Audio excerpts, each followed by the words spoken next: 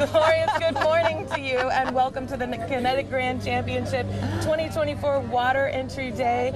We're here live on KEET TV to show you all the action. I'm your host, Kati Texas, here with my co-host for the day, Tracey Barnes-Priestley. Welcome. Thank you so much for having me. I am thrilled and delighted to be here, really. And it's going to be a gorgeous one, but before we get into the action, we're going to show you a few of the folks who helped bring this broadcast to you.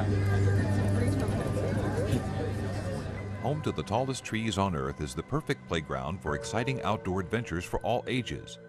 Come and experience our natural beauty, ancient forests, and breathtaking vistas. Support for this program is made possible by the Hotel Arcata, blending the timelessness and charm of historic Arcata with modern comfort and character. On the Square in downtown Arcata.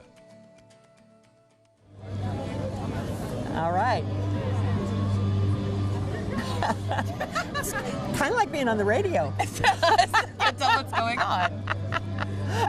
Are we on TV or what? Oh, that's we good. are on air. All right. Now we can. So we got one. That means that's hi. Welcome back. So we're here at the Eureka Waterfront, the Wharfinger building behind us. Teams are all lined up, getting ready to go into the water. Then they're going to enter here and head up the bay along the waterfront. It's a great place to see. If you happen to be in Eureka and Humboldt County today, what a glorious day to come out and see some kinetic action in person. But if you can't, we're going to show you as much of it as we can. And then there's a radio station, KRFH, is going to be out all over the course, and so they're giving glory to glory coverage. What we can only go as far as our TV van here. They should put it on flotation. Put the van on flotation. We could next do year. that. Next year. Yeah, that's amphibious van. So if you want us to have an amphibious van, it could be a whole new team. Join KEET as a member. All right, so I'm, of course, a Rutabaga Queen, longtime kinetic racer, and Tracey here is the host of a great show on KEET TV, and that is called What's on Your Bucket List? What's on Your Bucket List? Absolutely. Tell me a little bit about that. Well, I've had the joy the last 3 years of people taking them out and doing whatever they've always wanted to do in Humboldt County. So we've had people get a paddleboard lesson. We've had people fly planes, drive the back of a fire engine. Oh, wow. I mean, we've been all over the county. It's been great fun to make this happen for people if they don't have the resources or they don't know how to do it. So, and I was telling you before we went on air, this is kind of my bucket list right now. This is a bucket list item for you. I don't have a lot of things, but this might be it. I could see that. Yeah, this is a good one. I think I could be in charge of like morale, or you mean on a team? On a team. Morale? On a team. Oh yeah, teams need all sorts of jobs having being done. There's artists and engineers. There's of course athletes who are doing the pedaling. Yes. But then I'm too smart and too old for that job. Someone has to organize team sponsor. Yes. Well, that sounds boring. I want to dress up in a funny onesie and wear a hat. And, Well, the great thing about kinetics is that everybody gets to be silly, even the people who are just making sure the rules get followed.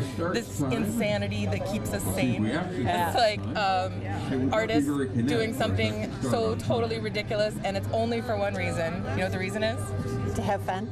It is to have fun. In fact, that's in the rules. But I was going for the catchphrase of kinetics, which is for the glory. Speaking of.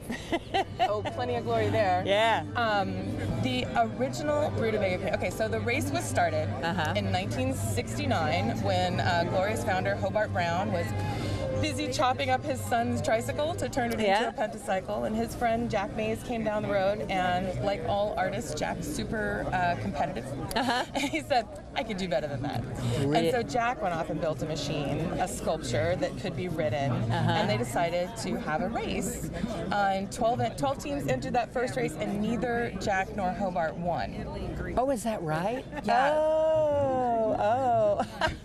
For the glory. Yeah. So after several years of this, teams joining in all over, the Hobart's friend Barbara Ludwig decided that the race needed a queen and declared herself Rutabaga Queen, which is Rutabaga. I don't know if this was part of the decision, but Rutabaga is like 20s flapper slang for a woman up to no good. Oh. Okay. So it's possible that that's why. Tempest Fugitives moving into position. The teams are getting ready to go in behind us, but this is just to say that when Barbara was racing, she flipped her team over her machine over in the water. She comes out in a full ball gown, drenched in mud, and somebody asked her, "Why are you doing this?" And she says, "For the glory." And that's how that was born. And now it is on T-shirts Iconic. and mugs, It's and iconic. just, you hear it shouted from the rooftops. Yeah, yeah. You think they're lining up? I think they are. Oh, I see something I coming. heard a rumor they were going to start in a few minutes. So Yes, it'd be wonderful if we could see that. I'm just going to look right over here. can you see who's, Oh, I who's coming can up? see somebody's coming. can and tell they me a look team number, I can tell you amazing. Let me something see if about I see a team. If I get a team number, I will definitely let you know. Teams ended the race last night. The finish line was at Halverson Park in Eureka on the waterfront near the Adorning Center, and all the teams came All in right, park. we've There was got, a Tempest really Fugitives, fun Polka Dot Party Kinetic getting into festival position, put on and by we've the got AIM the, people with bands and food and we've got a artisans and general local has a few businesses. It was words really that she cool. needs to That was say really huge. quick. But then this morning, teams had to go get their machines from over by the Samoa Bridge, bring them all the way down to the Wharfinger building where they're going to get in the water right behind us.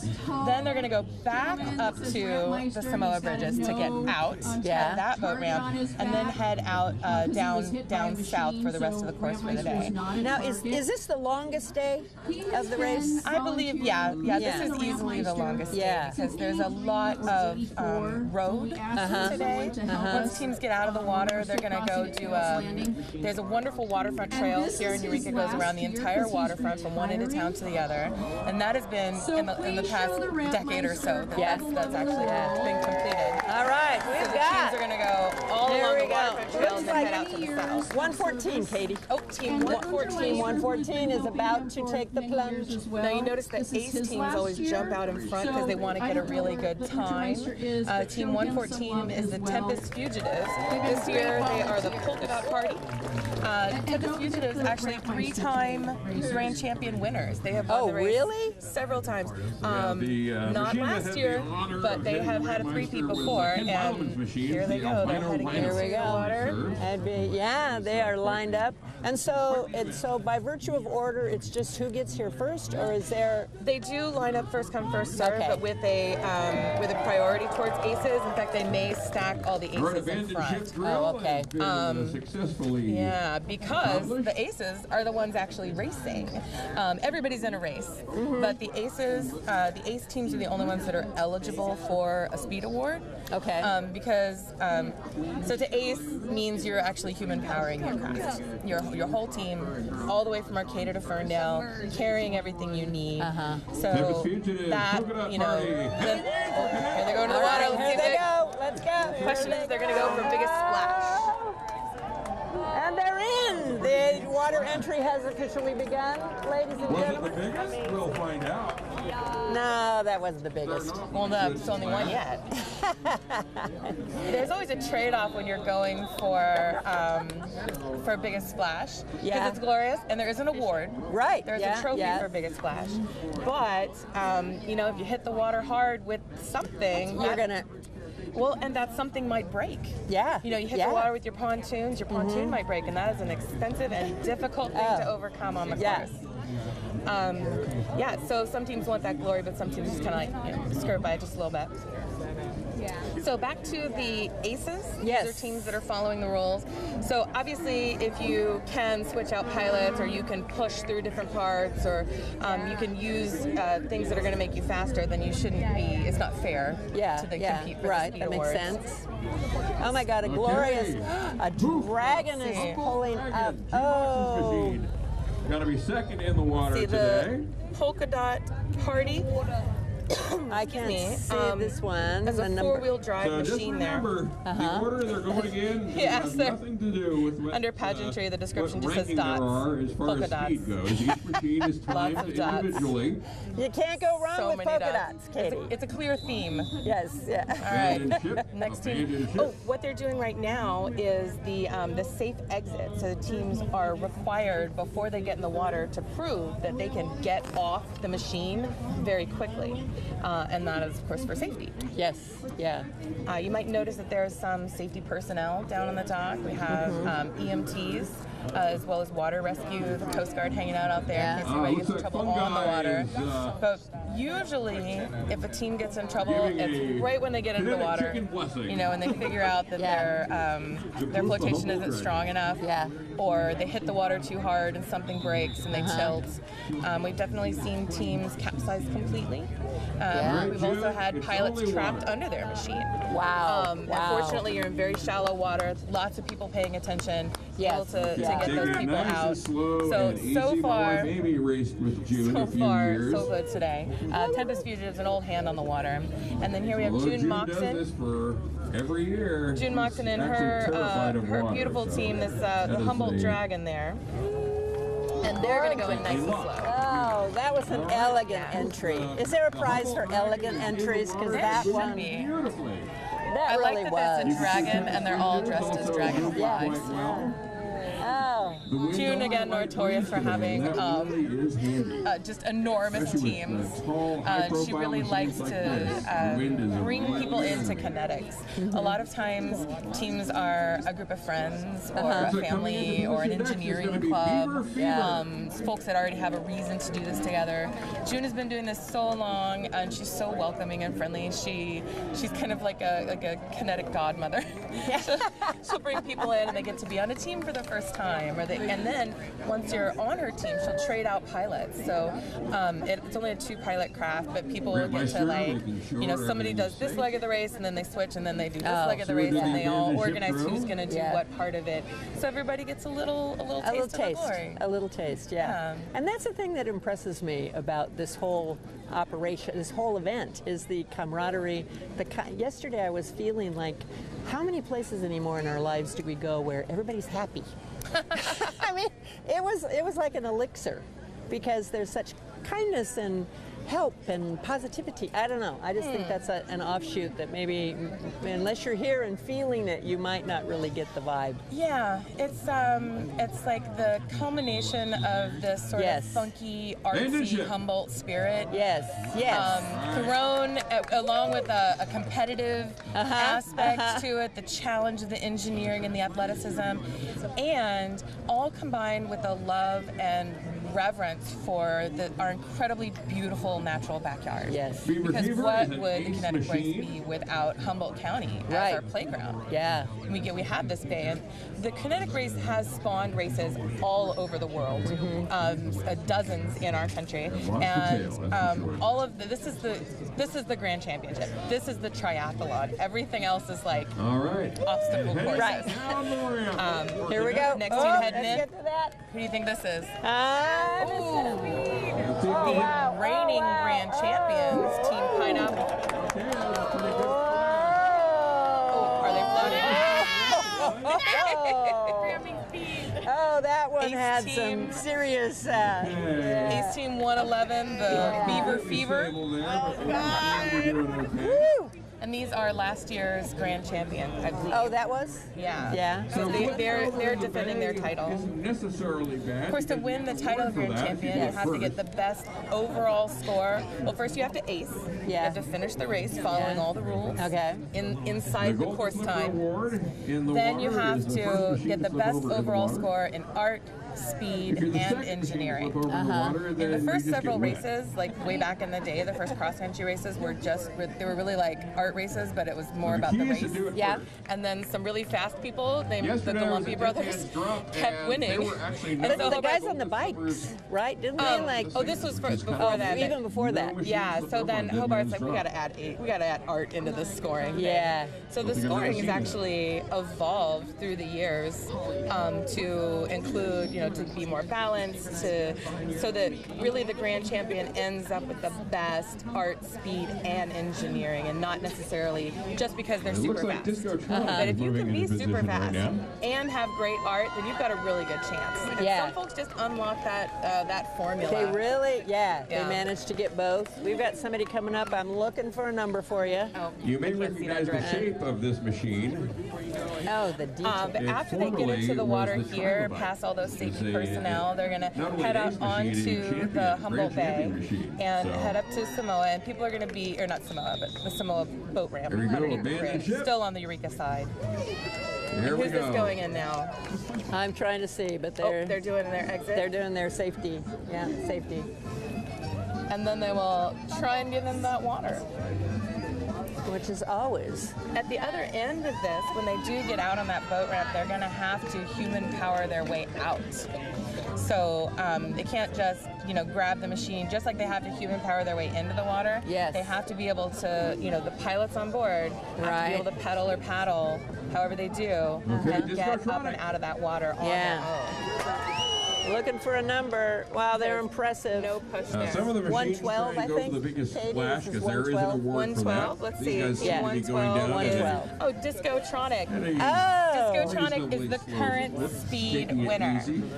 They are with a time on Saturday of 2 hours and 39 minutes. So it took them 2 hours and 39 minutes to go from the plaza, out the Arcata Bottoms, over to the Manila Peninsula, out to the ocean, I think they're investigating nearly a mile down the beach, noise. up into the dunes, up and over Dead Man's Drop, through the Weegi Dunes, Dune Forest, all the way over the bridges into Halverson in 2 hours and 39 minutes. Wow. No, I wouldn't say most. Unbelievable. And then they got up and they're doing it all over again today. do I mean, water that's what's so testing. impressive. Yeah. In advance. And they're so Make sure shiny. that they are The team water-worthy. formerly known as.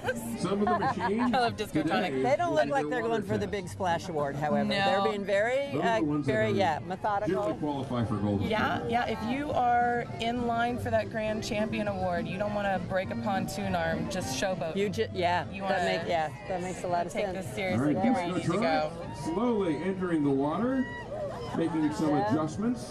Of course, the teams, you might be asking why the teams are making a loop. Right? They started down there, they come over here, they get in the water, they go back over there, and then they got to go back out to the south. Well, it's because of the tides. Right. Yeah, So that makes sense. we're in the bay, we're tide dependent here, and the teams, they organize the race so that it is going in the direction the tide is moving. And it So we're looks currently like at a very low Power tide. is getting ready to, The tide get is into the flooding water. into the However, bay. Discotronic Because the tide might be making a few moving at like adjustments 5 there, knots. so And they'll some of those have to clear machines the are way moving at like for the other machines. 3 knots. so if the water's going this way and you're going that way, much slower, you're not getting anywhere. Well, as a lifelong boater, I have a lot of respect for tides, and you do want to work with it. So it's interesting how it does shift from year to year in terms of entry. Right, because the tides are just slowly ticking their way around the clock. And the moon and all those good things. So work with every advantage you can get. Oh, definitely. Yeah. And in other races, they'll have their water entry on a river, like in Corvallis, Oregon. That race, you get in the river at a certain part, you float on the river, and then you get out of the river. So you don't actually have to. The challenge is getting into and out of the water under your own power. Let me see if I can catch a number for you. 145, Katie. Let's see, 145. There are nearly 50 teams in this race. Are there really that many? Yeah. It's a lot. Pedal power, P-E-T-A-L, pedal power. Nice fluffy. That looks terrible. So see, out of the 50 teams that entered, or 49 teams that entered, 19 attempted to ace. So that's 19 teams that said we're going to go for that Grand Champ title. We're gonna follow all the rules, and try to compete. And they have they have to make that statement before when they register. Is that so? It's you have to upfront. declare. And then they get some special consideration, like being first onto the course, so that they can have a faster time. And then, the other teams are just there to kind of like goof off, get out of the way of the ace teams. Oh, they're going for a splash, pedal power. Looks like. They've got some speed. They might splash it. Breaking right at the end there. All right. They're good, and they're pretty straight. The team got it. So the floating dock out there, they have the safety personnel, but they also have the judges. So the art judges and the pageantry judges and the engineering judges are posted up down there. So if they're doing something clever on the water, hopefully those engineering judges are going to catch it. How do they decide who judges what? The goddess Jeno is the head judge of the race, and she has been for many, many years. And she's a goddess. She's a goddess because she has the power to control time and space. And and declare I whatever want to be needs a to be declared. But she has, developed and worked a stable of judges. That's not a terrible way to put it. A crew over the years, and it's usually somebody who has, some expertise in each area. Many of them have been racers themselves. Oh, good. That would, yeah. So because the art on kinetic races or on kinetic teams, it's a special kind of medium. It's not going to hang above somebody's couch. It's going to get out there and flip over in the bay. It's going to, crash its way through a dune forest. And so the art has to be light, it has to be durable, it has to be great from a distance so the crowds can really enjoy it.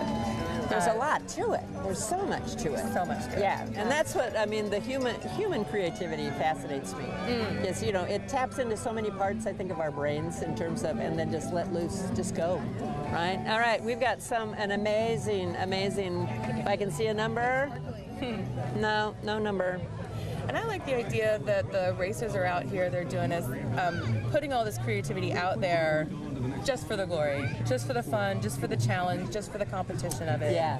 And then we're actually already seeing weird little benefits from the real world testing of this lightweight, all-terrain, human-powered technology. Really? Like over 5 decades now, racers have been figuring out how can I make something that is light enough, that is fast enough, how can we more efficiently transition from the water, from the land onto the water, or onto the sand. Yeah. Oh, yeah. So you'll see that teams employ lots of different strategies. Like when they go in the sand, they'll put on wider tires. When they go into the water, they're adding pontoon arms and pontoons like a catamaran. So they've really had to adapt. It's learn by doing. Oh, absolutely. Yeah. Learn by trial and failure, that's for sure. You'll see some teams this instead is of... Right. The eyes are 103. 103. Trixie, the serial contender. This is Team Goddess Racing. Nice and slow. Hi, Remember, Kristen. Good job. Hi, Tina. When I won my 8th in 2000, Tina was on my team. Oh, is that right? Yeah. Really? A sister. I should say I was on Tina's team, really, because she was definitely the veteran racer. And still racing, gliding into the water. Very nice and gentle. Super easy. Exquisite entry, I would think. Yes, indeed. So you'll see these teams with pontoons, and then you'll see some teams don't look like they have flotation at all, and it's because part of their machine is made of foam. And it'll be like a foam slab underneath the whole thing. Oh, interesting.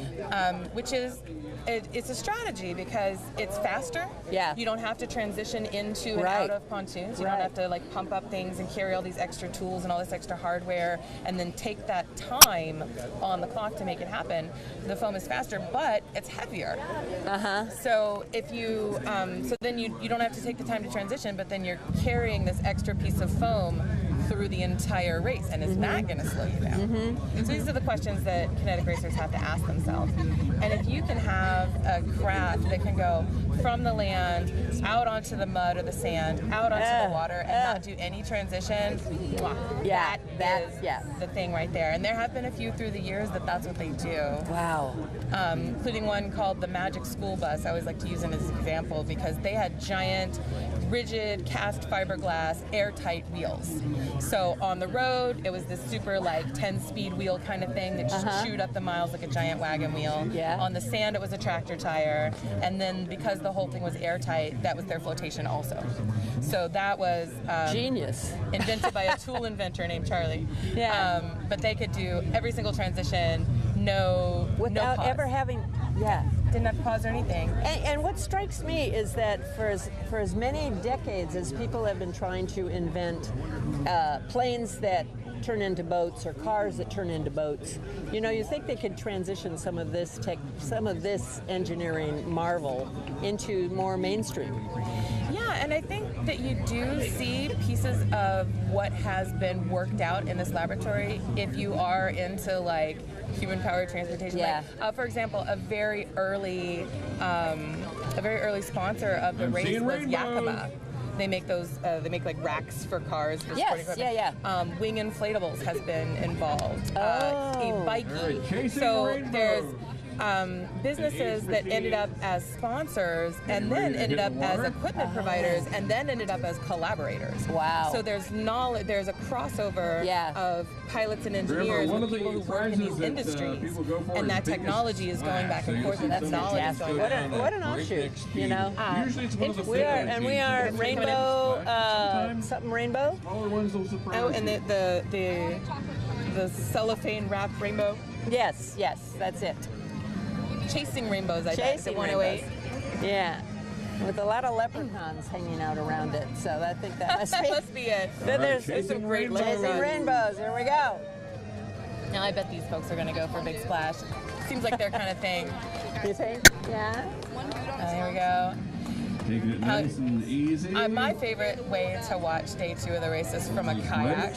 Oh yeah. I've been, Be some of on the the races- water. Oh, there they go. There they go. Here we go.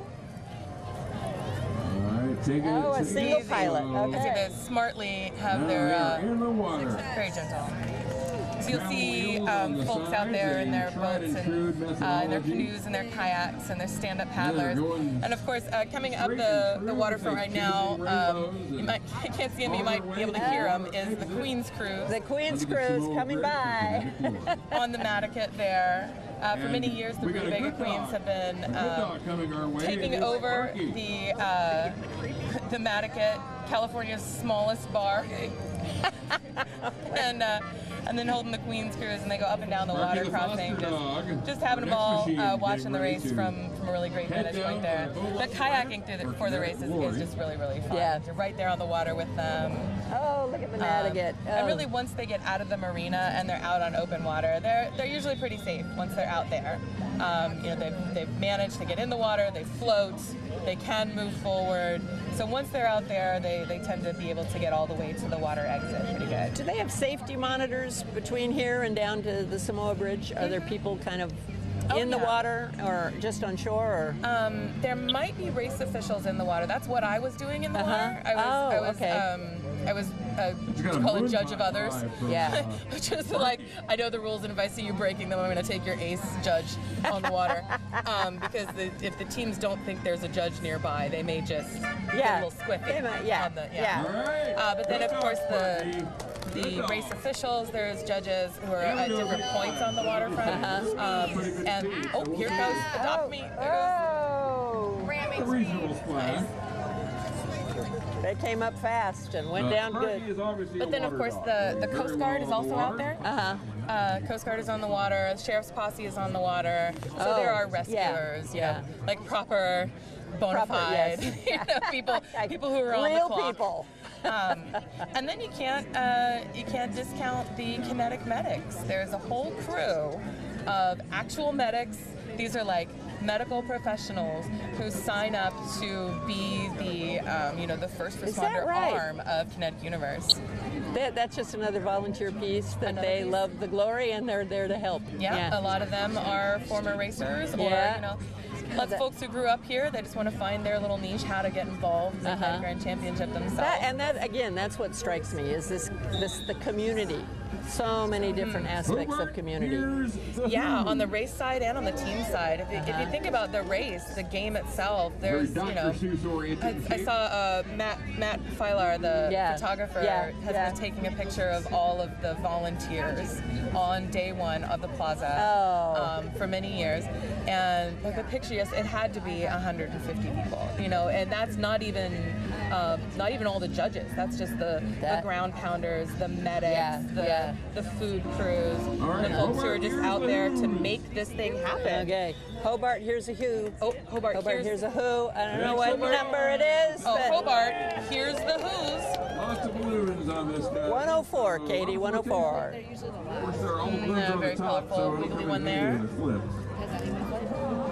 And you can see there, they've got some pontoons Yeah. attached That's on great. there. Yeah. That must be quite a feeling going down the ramp.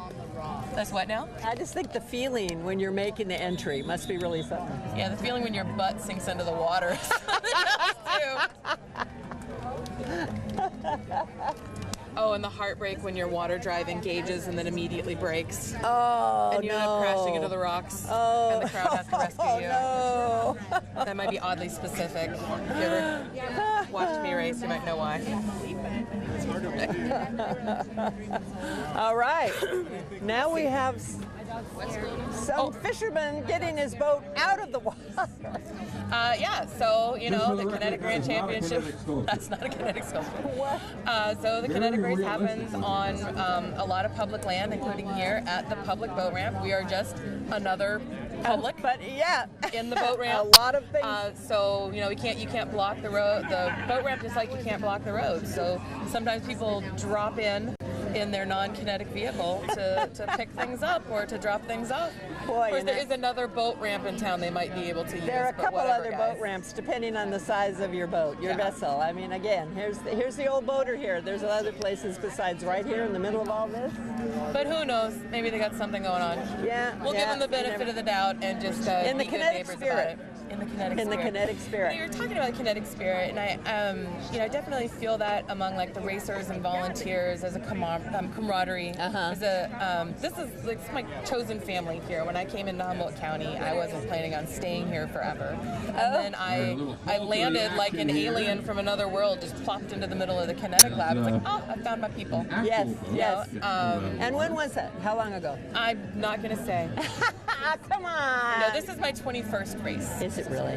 Between 7 years on Flatmost Pit Crew, 1 year as Rutabaga Queen, a couple years running my own team, including the Heroes of Gloriopolis and the Classical Nudes, and then I moved on to the admin side and actually helped run Kinetic Universe, the nonprofit. Since retired into sportscasting here, but. Yeah. I know all this now stuff. I get to add sportscaster to my resume. There you go. Yeah. I get sportscasting. Yeah, he's just a fisherman who wants his boat out. He's probably went out really early this morning and had no idea this was happening. Maybe. Yeah. Imagine going to get your boat. Yes. Like, what on earth is going on here? There's a giant, rainbow pit bull standing in my way. I don't know what's happening. My generation. But once the teams get out on the, yay, by the way.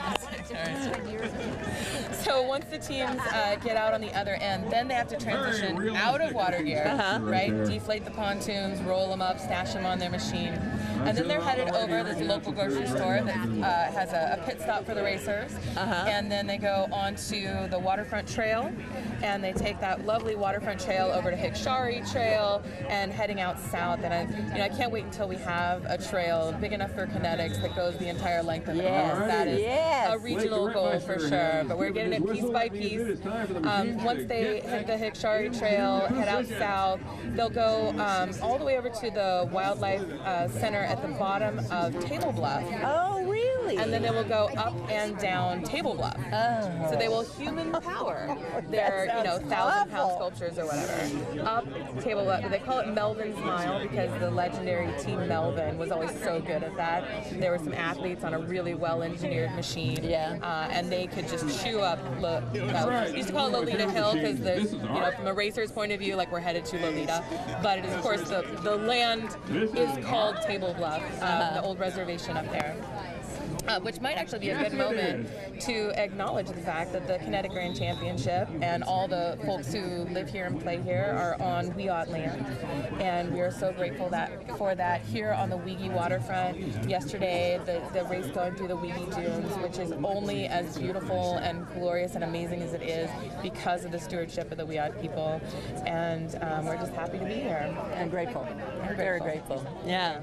And with that, we've got another 115. Oh, let's see. No, 115. Team 115. Oh, this team is called This Is Art? Ace Machine heading into Kinetic Glory. They got flames. Totally. They got fire shooting. Now you might. That was really easy. Safely went into the water. If they splash too much, they might put out their fire. You can't have that. So the teams have to be, the machines have to be entirely human powered, right? Yeah. The machines you can't, so kinetic sculpture as opposed to potential sculpture, right? It's got to be energy and motion. And the only thing on your team on your on your craft that can store energy is your pilot's bodies, right? That's it. Calories. You that's can't. it. Yeah. Except you can store energy to do other stuff. That's only for driving. So your pilots are the ones who can move it forward. But if you have a stereo, if you have flame shooting, right? Because they've got a can of propane on there. A That's hot plate definitely stored energy for lunch. But that's all for kinetic thrills, or even for braking. You can So, Michael, you if you can hear store me, looks energy. like your But for the phone did not propulsion, send to no it. batteries, no flywheels, no springs, nothing like that. No Anything that other stores it auxiliary together. help in propulsion. You can, however, use sails Oh, really? because it's not stored energy, and that's been a matter of how some contention through the interesting. years whether or not a team can use sails, and it seems like an advantage, but because of the way the If you're course not turns sure and about twists this and where it goes, machine, it's not necessarily it's actually called not useful. Well, and Sure. It might today, be, but you got to really be able to Yeah. tack You'll notice around. it's got a sail on it, and you're saying, So- wow, that will really help when they're on speaking the of water. they have a sails, sail? they have a perfect timing. You have eyes in the back of your head. I'm looking for. I'm trying to see a number. I don't see a number yet. So there'll be teams that look like a boat. Yeah. know, Oh, that- it's a like, pirate. it is a boat Luckily, it's with not wheels. very windy today. And Light those breeze. sails, you can use them because it's not stored energy. You could use solar power if you wanted. You could have. I was going to ask. but, That would be okay. right. If it's going directly from a solar panel to the wheels, you can't charge up a battery and then run it on a battery. But if you've ever seen one of those little wiggly dancers that's solar Yeah, powered, yeah. you're not getting a lot of. Yeah. It's a trickle charge. Yeah. You're not getting a lot of oomph out of that unless you have a really big solar panel. Yeah. In which This case, is, if you can pedal an enormous Alrighty, solar so I panel. guess these guys have done Then one you're- water test. 122. Katie. Team 122, not sure, KNOT. All right, here we go. There they go. This is an ace team that I believe still has their ace right now. Oh, it's just like a pirate. Yes, the pirate boat. Oh yeah, I don't know if that's actually a Okay, useful they're in the sail. water. A gentle. They're in If the you water. can't, They're if you can't upright. turn it, it's not very useful. Okay, so Yeah. far so good. But 19 Not tipping, teams that's always a tried good to sign. ace. 19 teams signed up to ace. Appears to be One moving. team did Yeah, not all make the it things to you the want. plaza. Kinetic slopes are on the water. 18 teams Tipping started over the and race, moving. and then And the moving in the right first direction. team that breaks down after they leave the plaza wins a special award. It's a very And that little is called the trouble Golden steering, but, Dinosaur. as long as it So you have eventually to- gets it to has the Has that right award place, been? it's Has really someone yes. won it? Oh yes, Team 109, Robin Kurd and Little Swiss won the Golden Dinosaur. You have to leave the plaza before you break down to win it, and they just left the plaza. They were just got past the crosswalk, headed out to the Arcata Bottoms, and Boom. broke down, won that Golden Dinosaur award. Because at least you get to go home with something. That's right. That's right. Yes. Oh, I didn't see who won the 632 award, which is the other real dubious distinction from day one. The ace team that comes in first after the course close. The course closes at 6:32. Oh, I love that one. Yeah. So if you come in at 6:33, All right, you've lost your next ace. is the machine You have now have to see lost very carefully. your ace. Because you still win. And But giggle. you can win other stuff, but you get a 632 Yeah. award as you're like, wah, wah. And in doing my, due diligence, my homework, I was really impressed by the kinds of awards. There really are a lot of well thought out awards that are. Oh, yeah. Yeah. Yeah, some of my favorites. There's a teddy bear award. Oh yes, I want to. Yeah, tell people about the teddy bear because that's. Well, every team has to have a teddy bear. Let me interrupt Chips because and giggles? chips and giggles. Yes. Is that chips? Like Alrighty. Shifts. Any info oh, on this shifts, one? like giggles. shifting gears. Yeah. Shifts and giggles. Shifting gears there. There's but there is a giant Wow. toilet on this machine, and it's shooting fire. Alrighty, nice. That's Kinetic gentle Grand. entry into In the water. Kind of leaning back a little, but it seems to be So holding its own. what are we talking about? Teddy bears. Teddy bears. Teddy bears. Before I go back to the teddy bears, I just wanted to say that of the 18 teams that started the Oh, yeah. race, Uh-huh. one out for the Golden Dinosaur, that leaves 17. At the end of the finish line yesterday, there were 13 aces left. So 13 teams managed to keep their ace through day one, and there's still 50 teams in this race. Yeah. There's folks Wow. going for those other awards. parts like the dinosaur award, or not dinosaur, teddy bear award. Teddy bear, yeah. So teddy bear, in the rules it says you have to have an item of psychological comfort bigger than a coffee cup, because your mom can't race with you. Unless your mom is racing with you, then she needs an item of psychological comfort bigger than a coffee cup. You also have to have a toothbrush for every pilot. All right, it looks like Pee-wee. Oral hygiene is very Crab's important. Big Adventure. Then you have to have a one of those reflective triangles on the back because you're going to be on the road. You have to have a 2-gallon bucket in case somebody starts a fire, which nobody would ever start a fire. Oh, and a sleeping bag? You have to have a sleeping bag for every pilot because you're required to camp near your thing. I'm going to take my team came up with a bit of a Fosby flop for that. Do you know what that means? Yeah. So it's like Explain that. So Fosby, it was a famous Olympic long jumper designed, or not long jumper, high jumper. High jumper. Invented this way. Everybody was jumping the same way, and then he invented this way of jumping and flopping. That just opened up a whole new possibility for technical advancement. So there's long been this rule in kinetics that you have to have a sleeping bag for every pilot, and one of my pilots on the classical nudes shows up one day with this shoebox, and he says, "I got our sleeping bag."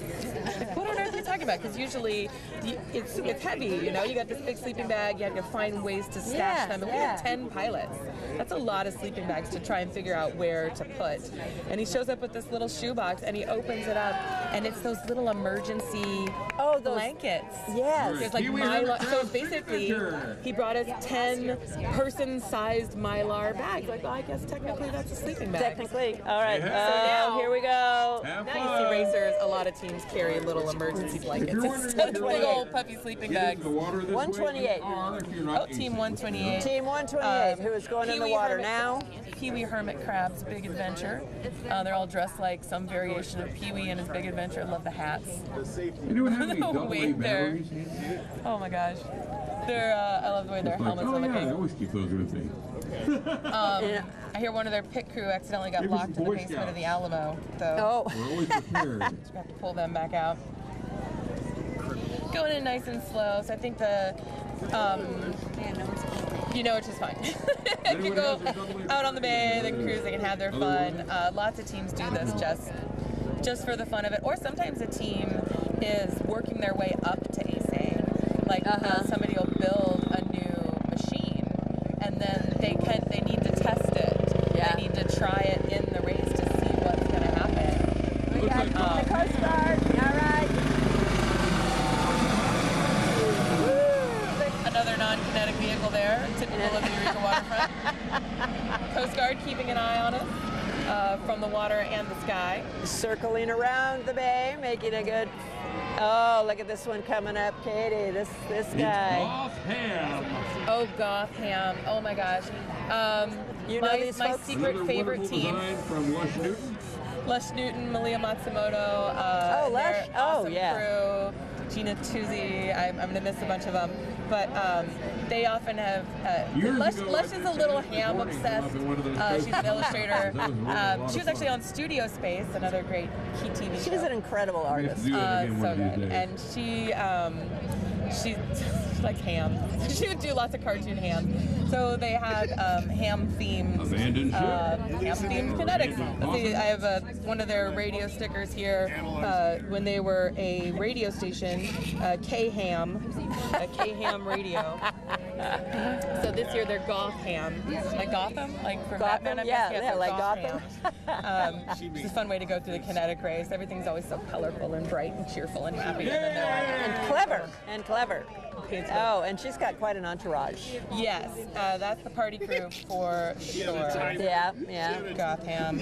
Working out of the Kinetic Lab, and there's anywhere between 3 and 5 teams. You see Gma? Oh my gosh. Gotham. Host from yesterday, my co-host from Rutabaga Queen Gma, somewhere on a boat. And here goes Gotham, heading into the water. They're gonna do a nice, Into easy the water, entry. and they're afloat. It's official. G-Ham is in the Gotham. Yeah. Okay. From a distance, the next one looks like a bay. I'm curious to see this one up close. What does it look like? Like a small hill of organic. Which one's that one? Earth, Wind, and Shire.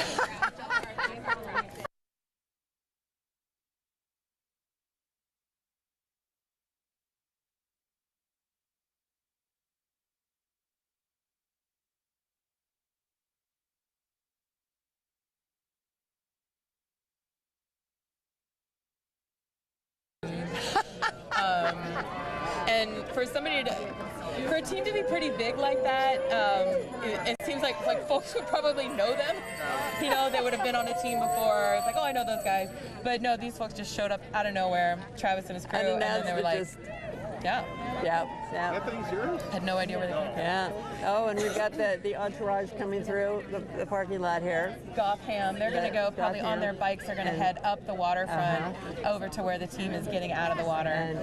Where those ACE teams are probably currently human powering their way out of the water, transitioning out of their gear, heading down south.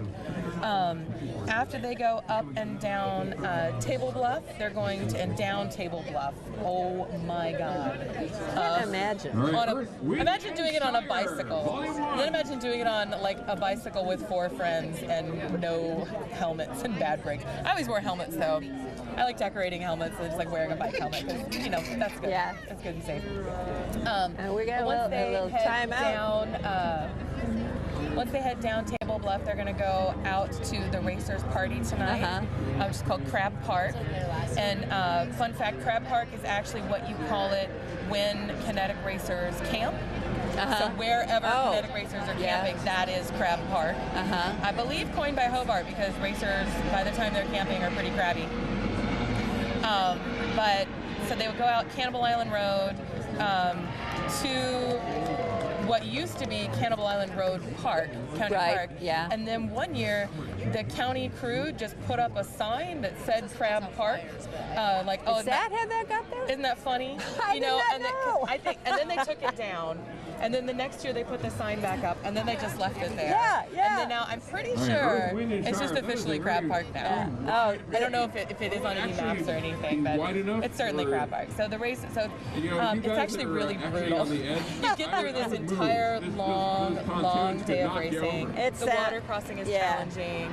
There's a ton of roads. You've managed to make it up slowly to up Table Bluff and down the other side, and then you turn off onto the road where the race has closed it off, so there's no more spectators past that point. And then at that point, you get to do 5.1 miles into a headwind. Oh no! Until you get to the finish line. No! I think Cannibal Island Road is the most brutal part of the entire race. A headwind. Everywhere else that you're suffering, there's people watching. Yeah. It makes it a lot more fun. Yeah. If you're getting some glory. Tuck in, folks. This is amazing. Who do we have now? I know. I'm supposed to be doing this, but I can't help but look because it's so amazing. It's the Earth, Wind, and Shire. Oh, Earth, Wind, and Shire. Yeah. And they're full-on dance numbers for sure. It's like, isn't it? Well, so many of them are. This is so bulky by comparison. I mean, look at this: Earth, Wind, and Shire, Volume 1, Volume 2, Volume 3. They're actually 3. They're actually 3. It's actually 3 different teams. Oh wow! Obviously musical themed. Okay. So we have 13 aces left in the race as of this morning, as of the racers meeting this morning. And really, besides who has maintained or lost their ace, we don't really know much else about the scoring because that art judging and engineering judging and pageantry judging is going to keep happening That other one was all the way through tomorrow. Yeah. And then on tomorrow, on Monday, the judges will hand over all their scores to the goddess Jeno. We'll do the math, and then there will be an awards ceremony Monday evening. Yeah. But one of the things we do know right now is that Discotronic is the fastest. So they are in good shape for that speed award. But you never know; the water really changes things. It seems like that could be a wild card for so many different teams. For sure, a team can be really fast on the land, but not in the water. What happened? Wow. He just said wide load coming through, and I was reading that you have to have They're knocking over some of the spectators. you have to have an 8-foot maximum, right? Well, not in the pontoons. So Not in the pontoons. On the road, the crafts have to be 8 feet or smaller, and they have to be under 14 feet high. Okay. And these are like Caltrans rules. Yeah, Like yeah, they're yeah. on public Yeah. roads rules. They can't be wider than a lane. But when they're on the water or when they're out like in the wild, they can be They much can bigger. be wider. Okay, that makes so much sense. Yeah. Yeah. They're not like they're in the water, but they're not moving fast. Cruising, they're sliding in. Sometimes those pontoons hit the water and then the front will lift up and then you can't actually get any drive to get you forward.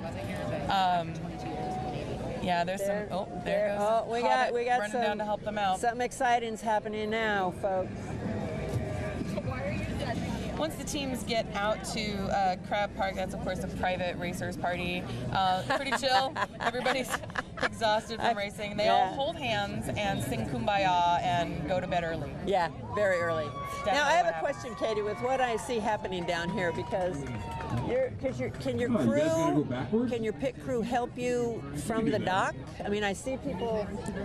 It depends. If In the meantime, mostly the the rules about who green can team and is can't getting touch or ready push to- a machine are only for ACE machines. Oh, Since okay. this is not an ACE machine, Oh, okay. technically anybody that wants, as long as you don't stick it on a trailer, Yeah, you're okay. still eligible Gotcha. for all kinds of awards. Okay. So you can have your pit crew push you the entire way.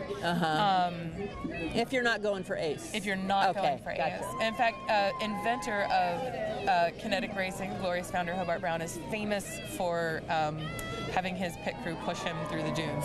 Oh yeah.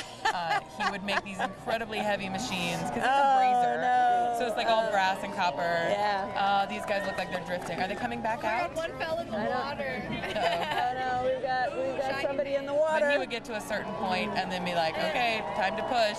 Yeah. You'd see him going through the Oh, dunes. there. Oh, now that's the spirit right there. Oh, I see. Shire right now. I see. They're in the water pushing it because they're stuck on the ramp. And then, of course, it is a very low tide right now. Yeah. So at the bottom of the ramp is meeting the silt line. Yes. So the bottom of that ramp is super gooey, difficult to get purchase on. But they should be pushing off the water once they get through there. Oh, here comes a rescue. Is that their pit crew? Are they gonna? Those people are rowing like they're organized. Like they've done that They're before. rowing like they know how to get somewhere. Well, they are now exiting. They're making Oh, they're coming out. Under the Samoa Bridge, that is where they're heading. I just love all the little niches around the county where you From there, find then they kinetic head back in parties. this direction and Like take these a folks who have boats here in this marina, you can tell they're like they're going to have a kinetic party. Oh yeah. It's like, hey, the race is going to drop into the water right in front of my houseboat. You know, they're going to come watch me do that.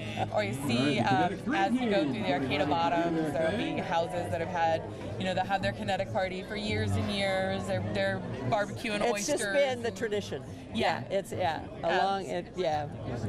I remember going up Table Bluff one year, and these folks were standing out there giving cookies to the racers, and they said that they had lived in that house for over 20 years, and they had never seen the kinetic race because they always went to a family reunion that happened Memorial Day weekend, and they had just for decades always been gone that weekend. They had no idea, and then they had to miss the event one time. They walk out their house, and here's just like a 30-foot long, tie-dye hippopotamus cruising past my house. What on earth is going on?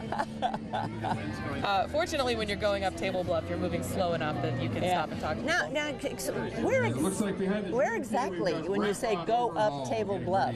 What road? I mean, there's a road that goes by the Wildlife Center. Yeah, that really it's windy. called Table Bluff Road. Oh. It goes. It's not so bad. Oh. Yeah, it goes up and then winds down. Oh. Keep going for it. Yeah. The A dream team. We're having speed. Combining All right. combining various sports in there. Yes. Hopefully it's WNBA. The oars out. The women.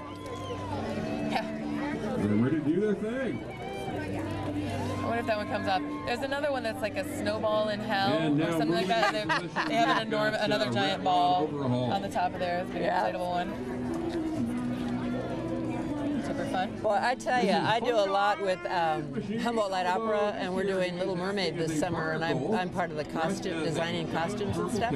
I am so inspired. I am just like mentally getting all kinds of little ideas, because you know, Little Mermaid, it's under the sea. Yeah. And so, yeah, this is like a total side thing for me, watching all of these creative folks. Oh, this one. Oh, look at this guy. Who is it? I don't know, but it's heroic. I can't see it till it goes past you. It's you get. I know. I know. I can see all of you lovely people. It's great. I don't have to be the host. I get to just kind of look anywhere. Tracy's just hanging out. I'm here to tell you all about kinetic racing. Yeah. Oh, but we were talking about the camaraderie and the spirit between the racers and the volunteers. But I just wanted to talk about the crowds. The kinetic crowds are really amazing. The spectators and the fans. It's a little different if you go to an event where there's this many people. Often there's a tension. Yes. You know, there's an entitlement, and there's a tendency to leave a bunch of garbage behind. And you just don't see that with kinetic crowds. When we talk about Dead Man's Drop, that's in the middle of the Weedy Dunes. It's an unbelievably gorgeous, pristine dune forest, the largest contiguous dune forest on the Pacific coast. And thousands of people go out into the Weedy Dunes to watch the race. And I was there last year. I was one of the last out folks, so went in early, helped to organize the event at the top of the dune, and then after all the racers go through and the people have left, we do a last out like sweep, to make sure that we're leaving it better than we found it. And even with a couple thousand people coming out there and no facilities at all, there was no garbage in the dunes. Isn't that amazing? That is what you get with kinetic crowds. People that want to come out. Oh, look at this one. Just amazing. 116. Oh, fun guy always goes for a big splash.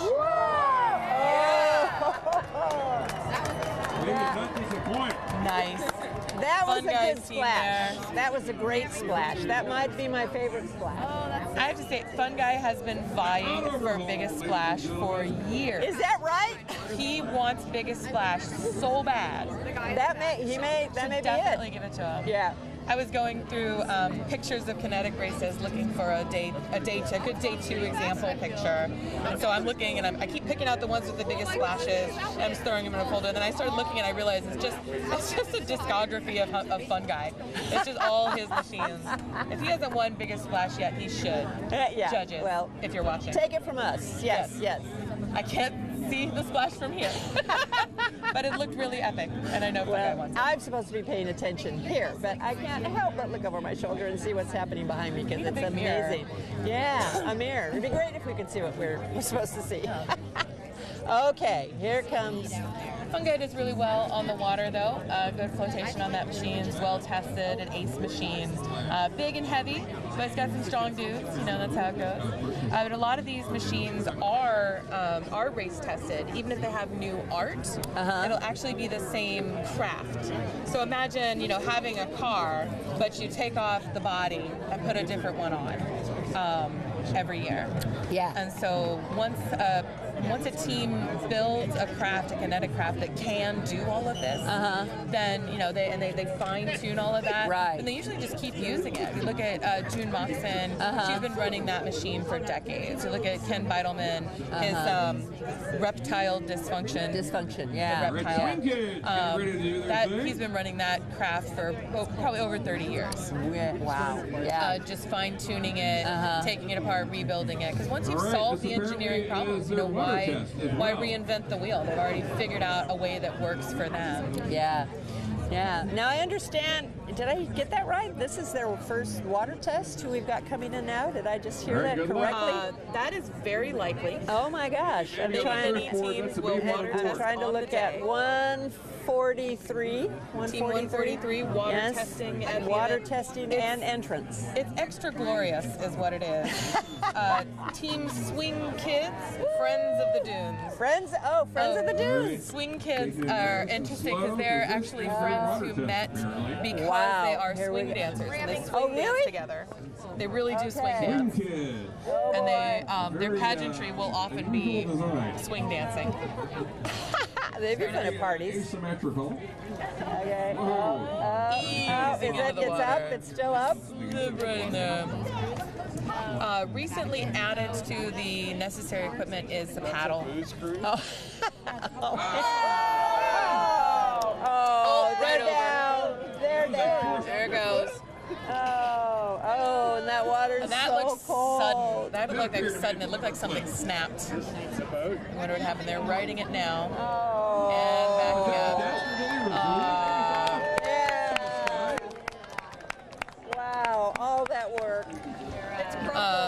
So, Reasons you don't take your cell phone on the water crossing. okay, now, so tell me what happens now. So they've biffed it. They biffed it. Yeah. Okay, so it looked from here like they were upright and then they suddenly went Yes, over. yes. Which tells me maybe the pontoon arm snapped. You know, maybe something is properly broken. If you can move backwards, you can. If you're acing, you can get your pit crew to pull you backwards on the course. That's fine. You can move laterally. So say you're on a trail and you break down, you can move over to the side by any means you need to, fix your machine, and then move it back. It does look like they are coming out entirely. So they'll go up, back, out of the way. Yeah. Because honk and pass, you have to let teams by. Yeah. They'll go out of the way and try to fix. And if they can fix, they'll get in the water. If they can't fix in time to get in the water, then they might be able to simply pedal, and they'll lose. They'll lose time. Okay.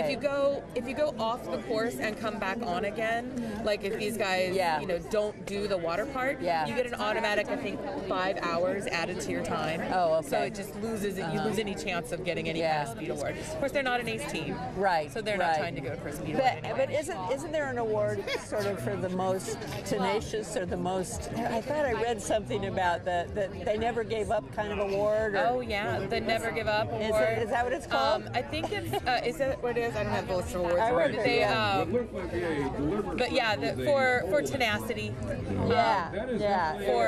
there's also the You Clever Rascal Award, which is for non-ace teams that happen to have really cool engineering. Yeah. Because sometimes a team will come up with something that's just really amazing, but it can't ace. And so they've invented an award to acknowledge those teams. Like Who's Your Daddy?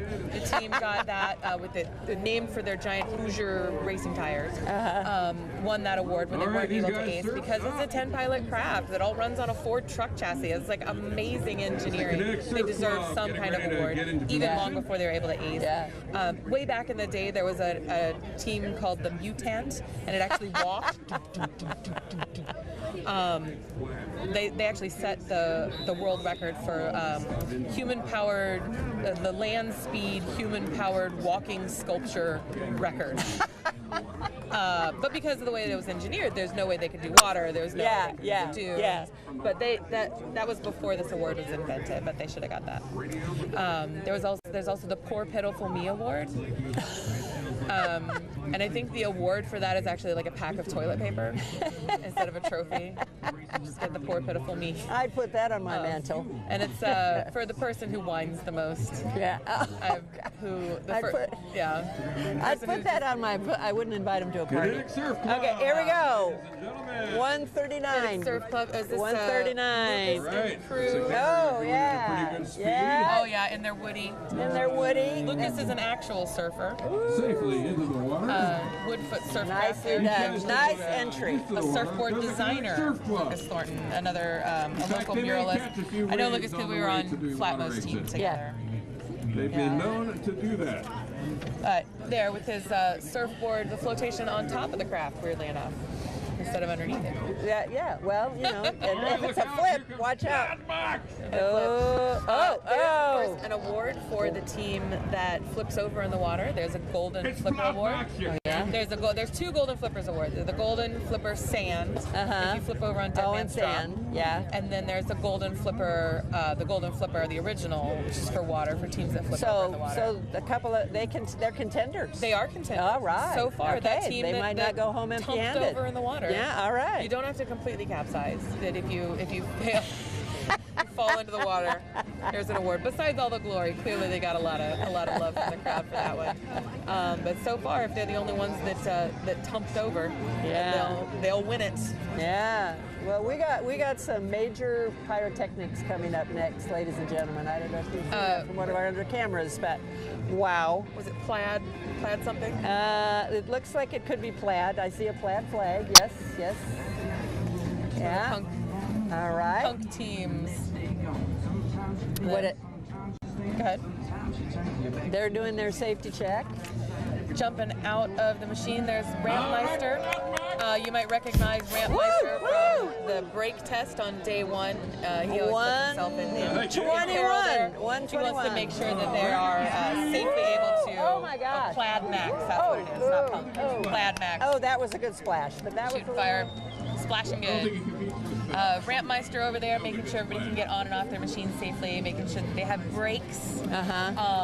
You want to test those brakes. And in fact, they did a brake test on the plaza yesterday. They're going to do another brake test today on the course. Actually, legit safety test before they go up Table Bluff. As they come down off the overpass over the freeway, they will have to do a brake test there on a downhill slope to prove that they can stop before they get to the other side of Table Bluff. And it makes a very big difference whether or not you can stop. That sounds like a real smart safety check. Say, before you go up to the top, prove to us that you can stop. Prove your brakes are up to snuff so you don't fly off Table Bluff. Because going down Table Bluff on the other side, I've actually been on a team, and I won't name whose team, where the brakes on the machine didn't work, and we actually lashed a tow rope off the back of the machine to my handlebars, and I very slowly dragged from behind, lowered that machine down Table Bluff. We're one entire set of brake pads by the bottom, but leaving the other one just in case I really had to do it. Wow. But and Flatmo one time was going down, and his team was going too fast, and the brakes were just not. They had gotten they were working. They worked fine in the brake test, but they had gotten sand in them, and so at a certain point they lost power. Yeah. And so he's braking. All of a sudden, no brakes, and going down Table Bluff, he pitched and turned, did a U-E at speed to go uphill in order to waste the stop, because that's a winding road. If you can't stop, you're going to fly off the side of Table Bluff. Yeah. Oh no! Plaid Max coming back out of the water. Oh, what happened? They looked like they were doing so well. They did. But they really dove into the brink. I mean, I wonder if their pontoon looks a little wonky. I hope we get a shot of that, because it's looking. Yeah, it's not looking good. However they splashed, it didn't work because they're not moving forward. Yeah. But like I said, those teams can pull out. They can make efforts to fix. As long as they don't leave the course or skip any part of the course, they can jump right back on where they were, and they can continue on. There'll be a little bit of a time hit there because they'll be on the clock when they broke, and then off the clock, and then back on the clock when they go through again. So it's a little rough. But I think we're past I think we're past most of the ace teams now. Yeah. Yeah, it looks like, I wasn't checking them off as they went, but it looks like most of the teams that are trying for an ace are already on the water. And like I said, some of them already probably come out. Yeah. Some of them are out. Some of them are going to be at Crab Park mid-afternoon, just up there going whatever, guys. Have a little lunch where they're having lunch today. I mean, I think that's pretty great. Yeah, you got a little pit stop over there. Yeah. And then heading out. It's tempting to hang out at the pit stop because you've had a very busy morning. And you go off the clock at the pit stop to eat lunch. So you come in, you go off the clock. You can take as long as you want, but you have to get to the race close on time. So the race stops at 7:07 in the evening, and if you don't make it to the finish line, then you're disqualified. Yeah, for speed anyway. For speed and engineering. Oh, here they go. Team 102. I was incorrect. This is an ace team. Humboldt Pie Factory. They got a pie factory on wheels there. Into the water. Pie factory? Is that what you... Appears to be doing straight. It's a spelling joke. Sorry. Humboldt's Pie Factory. Okay. Well, there's Team a lot of 102, kayaks in the water that floating you have to pie factory navigate. there. That's the safety See what they have to say about themselves. Says you'll need a slice of Humboldt pie from our fully operational cow pie producing that manufactory. kind of pie. Pie Slicorium. Our utterly fantastic factory is clanking down the road like noisy cowbells, running solely on the power of steamed milk. How many different repurposed everyday objects can you spot in the knick-knackery of our machinery? Well, that's interesting. So they've got a little repurposed that's kind of action a going on. double entendre there. It's actually one of the planks of Kinetic Universe's platform to promote sustainable behaviors. You'll notice they wherever don't they have can. those inflatable So, you know, they strive to be a zero waste event, which is impressive because Kinetics is really 10 events in 3 days on a holiday weekend, all run by volunteers. Pretty stable. But the teams as well tend to try and do things in a sustainable way, or of course, bikes involve like plastic and petrochemicals and metal and stuff like that, but you can reuse them. You can avoid using fuel. It's a greener way to go for sure. I'm trying to point out this. I don't know if you can see this. What is this? This is a sticker I got from Team Royal Pain, and it says "I Heart STEAM."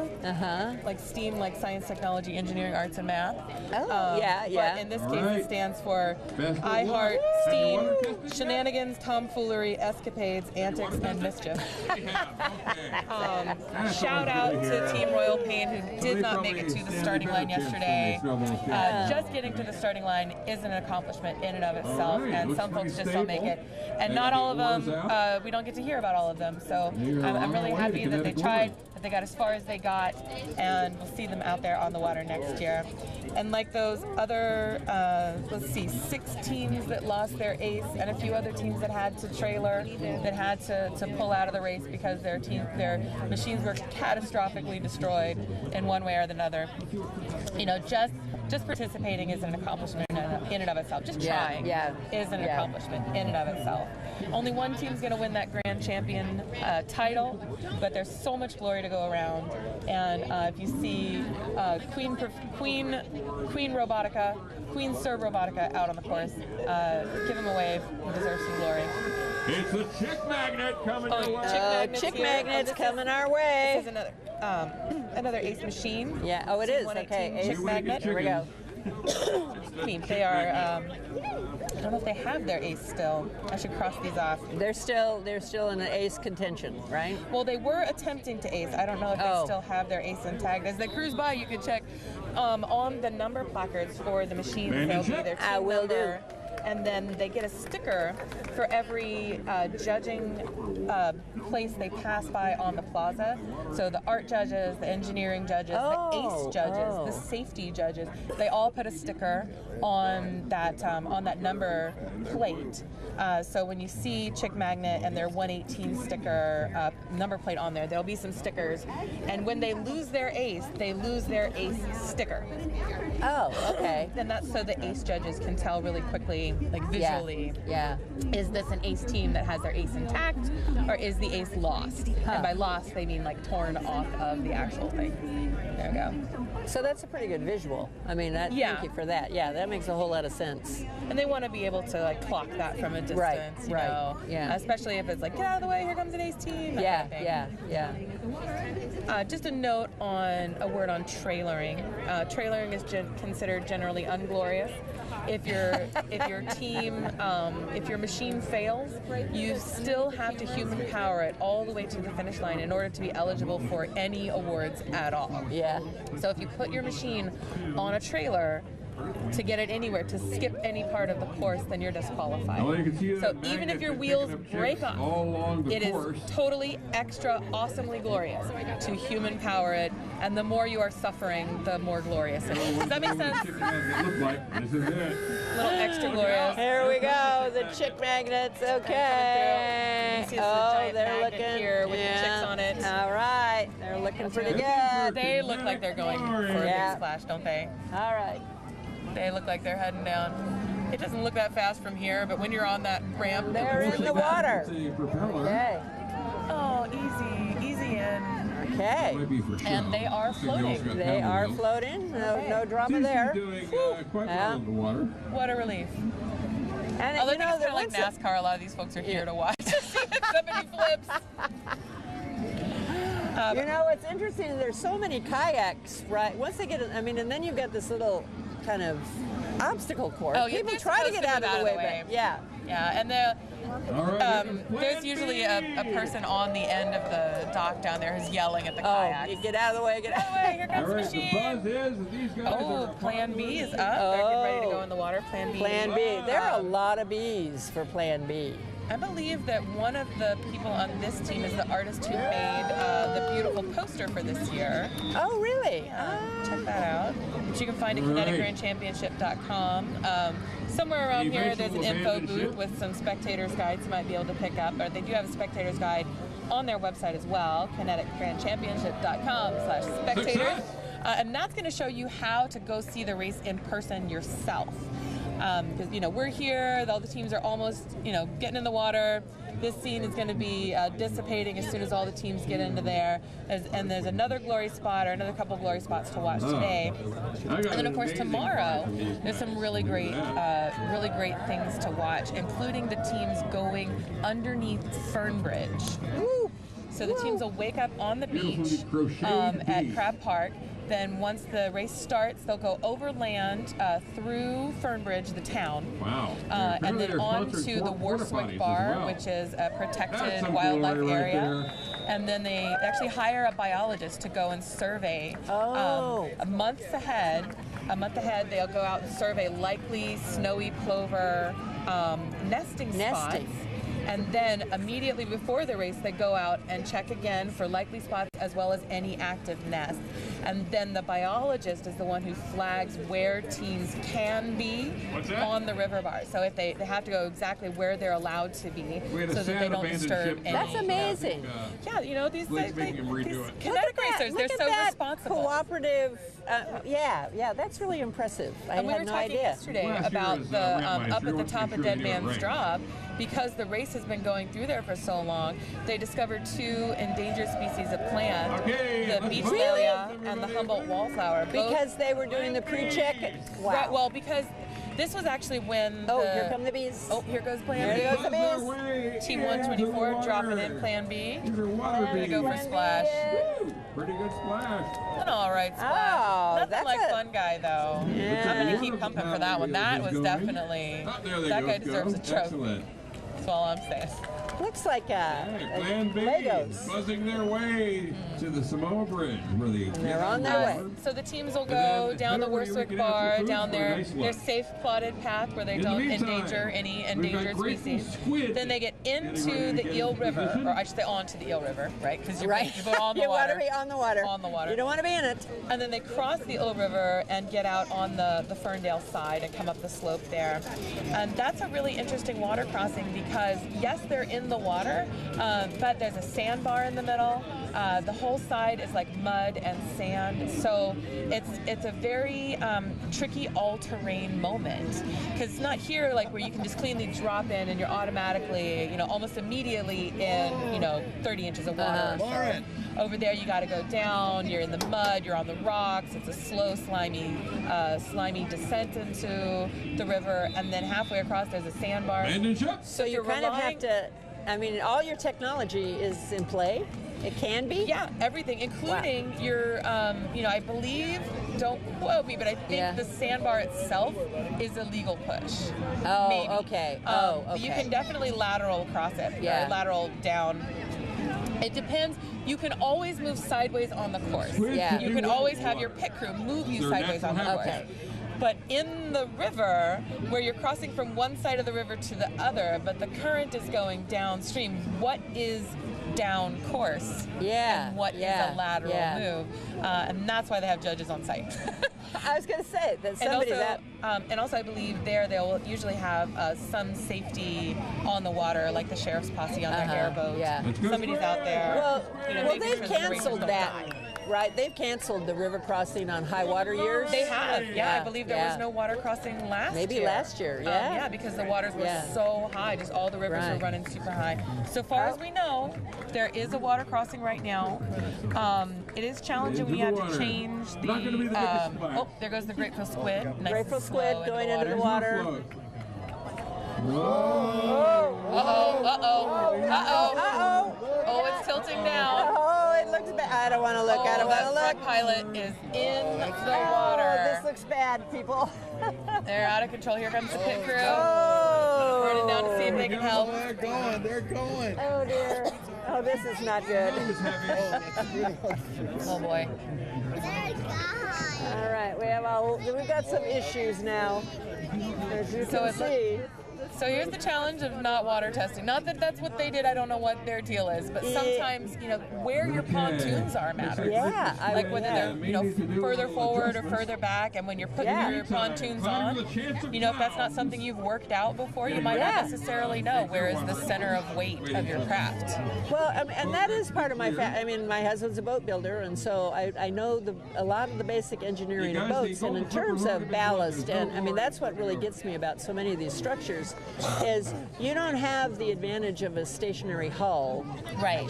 You have to really configure all these variables that you want that water line, boom, and And they're relatively light, so the weight of a person or their gallon of water or their box of tools makes a big difference. It can shift it. It can shift it a little.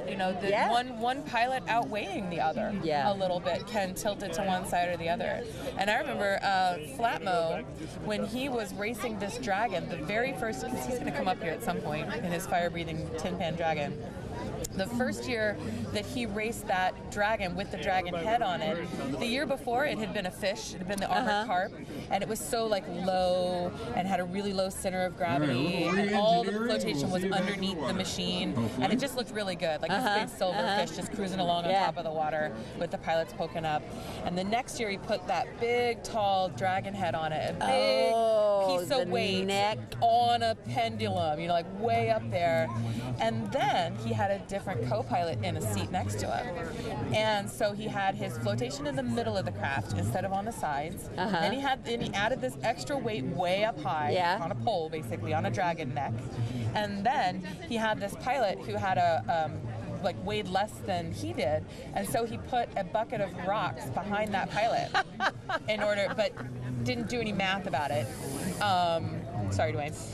In order to even out, he's just trying to add ballast. He's going to figure it out. He's going to balance it. And then as soon as they got in the water, they realized that they had overloaded that rocks just a little bit, and once that weight went off the center of gravity, it threw just everything all the way over to the side. It went entirely upside down. They did make it all back out, and I believe they did end up finishing the race that year. And then, shooting fire the whole way, which is always very entertaining. And then the next year, you saw the Tin Pan Dragon out on the water with flotation on the sides. They just added a couple of... Let there be no doubt, right? They added a couple of extra, donuts, big inflatable inner tubes. They weren't going to risk... outside of their paddle wheels. And that worked really well. Yeah. All right, it looks like we've got somebody coming up. I can't see a number yet, but we'll see. The teams have been out here. They started over at Halverson Park this morning, working the cramps out of their legs to come all the way down here. And then they've been lining up on the little driveway here for hours, getting their teams ready, just waiting in line, and because they got to drop in one by one. And now you say it's first come, first serve. Whoever got here, they try to give to the ace. Yeah, I believe there's a preference for ace machines. But I don't know if that preference. I do think it's just whoever gets in line first. Yeah. Okay. Because here we go. We've seen 110 ace machines mixed with the non-ace machines. Okay, here we go. 110, cloudy with a chance of cloud. Ace machine is making its way down carefully. All right. Looks like their flotation is a couple of. It's a big afro on there. I think that might have been a brain before. As long as they think they're going to make it? okay. Oh, and I see the required bucket. There's the required bucket. The required bucket, yes. Oh, I want to give a shout out. Humboldt Bay Fire is driving by. They're part of Bucket List this year. Currently stuck to They're in the water. They are upright and forward motion. They'll be okay. Cloudy with a chance of clowns under art. They said, our art is glorious and 100% handmade with lots of elbow grease.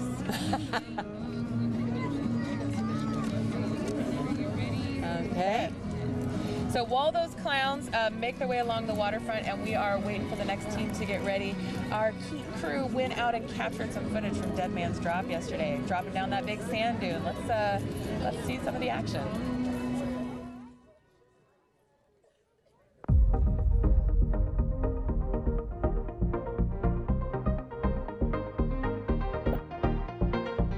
Dead Man's Drop, some of the best people, volunteers. It's just usually a beautiful day. Even if it's not, we usually have fun out here. My role out here is a timer, and I'm also the judge of others for Golden Flipper in sand. So basically, if somebody flips over out here, they win an award. I also help with ground pounding and some crowd control, things like that. Thank you. Thanks, Keet. First time we came out to the races was in 2006. I love the vehicles, I love the art. The whole kinetic, people-powered thing is just the coolest thing ever. This is my first time here. What is your favorite part of the race? Sparky. My favorite part of the race was Sparky. I'm Beelzy Bub. I get together here with a bunch of my friends from college. We just thought this would be a good way to get together, to hang out together and do a project together, and it's a lot of fun. I've been coming and watching to the race for the past 3 years, or more than 3 years. I can't really remember. It's been since I was a kid, 8 or so, and I'm 22 now, so quite a while. Kinetic Sculpture Race is a really wonderful tradition here in Humboldt, and we're proud that the community has been able to respect the native and sensitive ecosystem out here in our dunes by staying on the trails out here, which has enabled the continuation of this wonderful event. Dead Man's Drop has always been my favorite. The swing kids are riding in honor of the good work that Friends of the Dunes does. So it's nice that one of the sculptures would like to honor Friends of the Dunes, and I might just get on there tomorrow or the next day.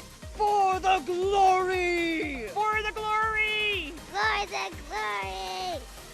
For the glory! For the glory! For the glory! All right. And of course, as soon as we oh cut my away to God, watch what the a action splash from that yesterday, was. we missed some action from today. Oh, there was such a Speed splash. Goat, we'll catch that on the replay later on. But Speed Goat came down to do a really big splash. You can tell they're really going for it. That was impressive. Yeah. Yeah. It seems like they may have had, that was one of their goals, do you think? Oh, yeah. Yeah. Yeah, if you're going that fast down the ramp, you're doing it for funsies. But yeah, speaking of Dead Man's Drop, it is, as you can see, is super glorious. It's super dangerous. It's a long, slow slog up, and then you crest, and it's loose sand. You're sliding backwards the whole time, and then you crest, and you go over to the drop, and it's just, it's a drop. It is just a drop, and it is a serious left-hand tilt.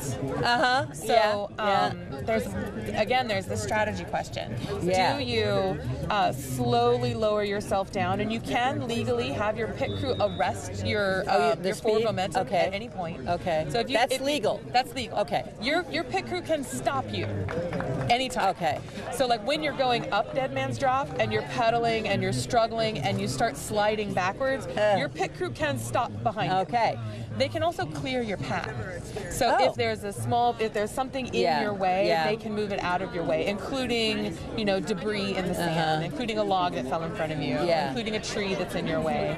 Maybe not cut down a tree, but they can pull it out of the way. So when you are going down Dead Man's Drop, your team can, grab on and slow you. In fact, the first time I went down Dead Man's Drop, I was acting as a human anchor for surf and turf. Here goes another one. Whoa! Holy cow! Oh, that didn't look good. What's that? Oh, I wish amazing. Did it flip? Great splash for a little machine. Wow, it was a big splash for a little machine. Okay. Woo woo! And now they're paddling. They're very They're low going to in be. the water, so they're going to be cold by the time they Oh.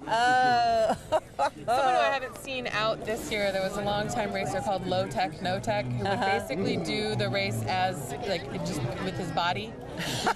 He would jog with a little trailer behind him. He'd put on a wetsuit and swim the bay. Oh, really?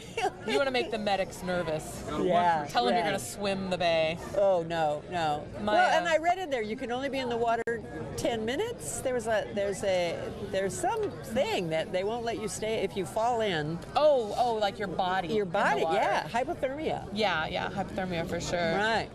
Yeah, I've definitely had one of my pilots in the water for more than 10 minutes. Really? One time the derailleur broke off and my pit chief hung off of the bottom of the craft holding on to the chain to feed it onto the, he just put on his work glove, he just lubed up his work glove, and he's holding the chain, like feeding it onto the gears.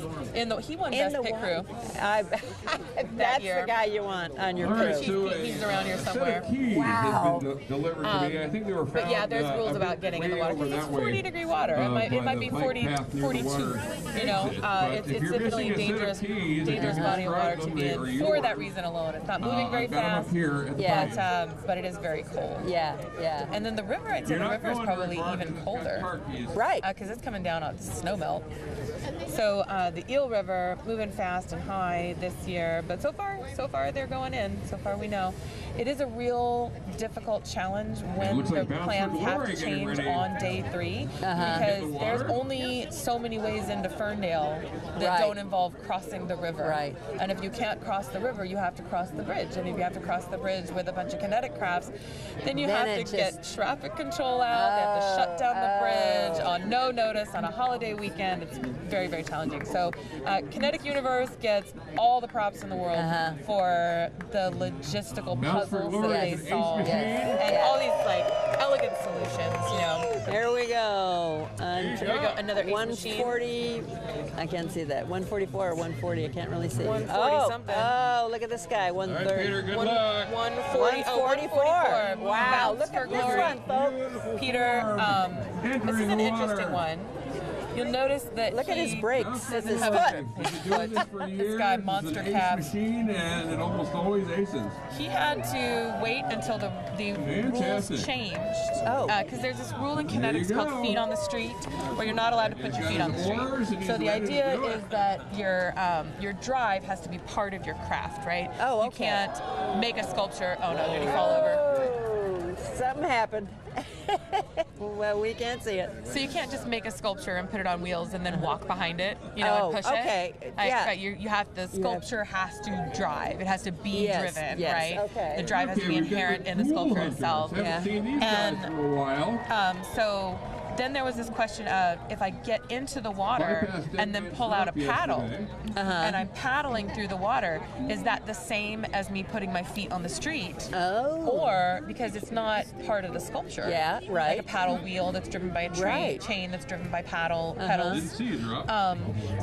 So his sculpture works because that back wheel is the hub is off center, and so that's why it's bouncing up and down.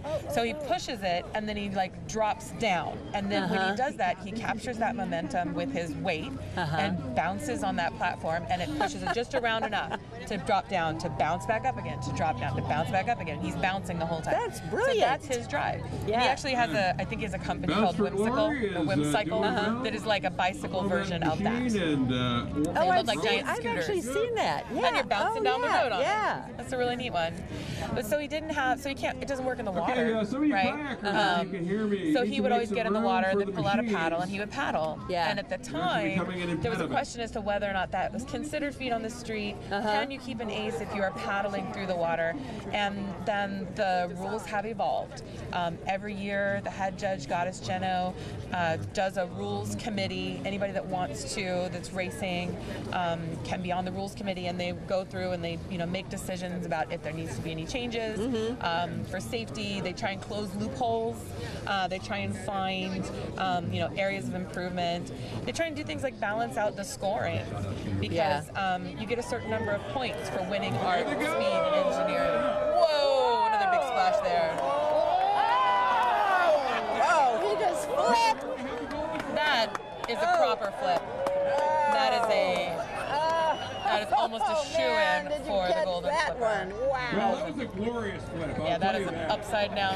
Yeah, that was a glorious flip. And here comes the safety We already call. have the golden flipper. Kinetic medics out there, And Coast he's Guard. trying to get upright. He's back. He can still do it. If he can get upright and get on the course, he can go. Totally. Oh my God! still Oh, in this is position. like.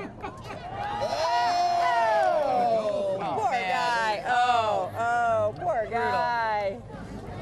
Oh, he's 2 for 2. It doesn't look like he's. Yeah. no. Yeah. That water is cold, people. That water's. Yeah.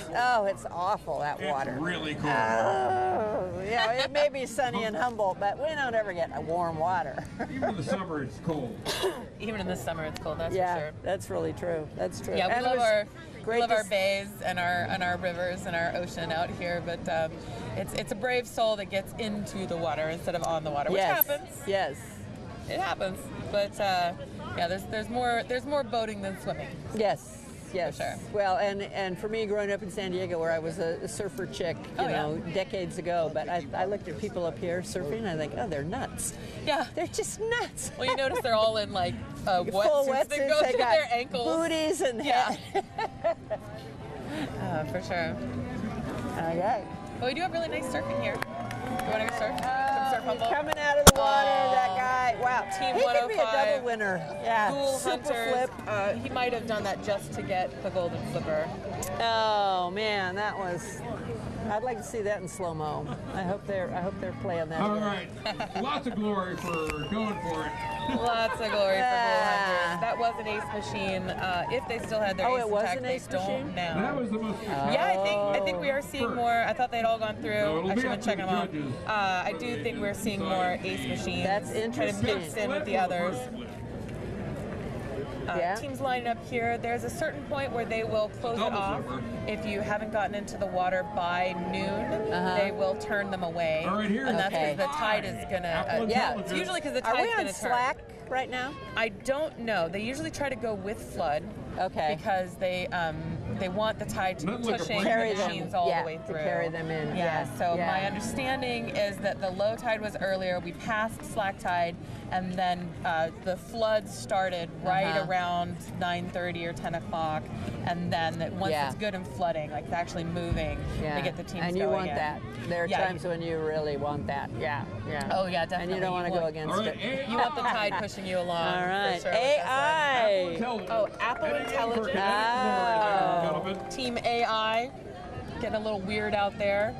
Not sure this is entirely original content, if you know what I mean. This might be an AI-generated machine.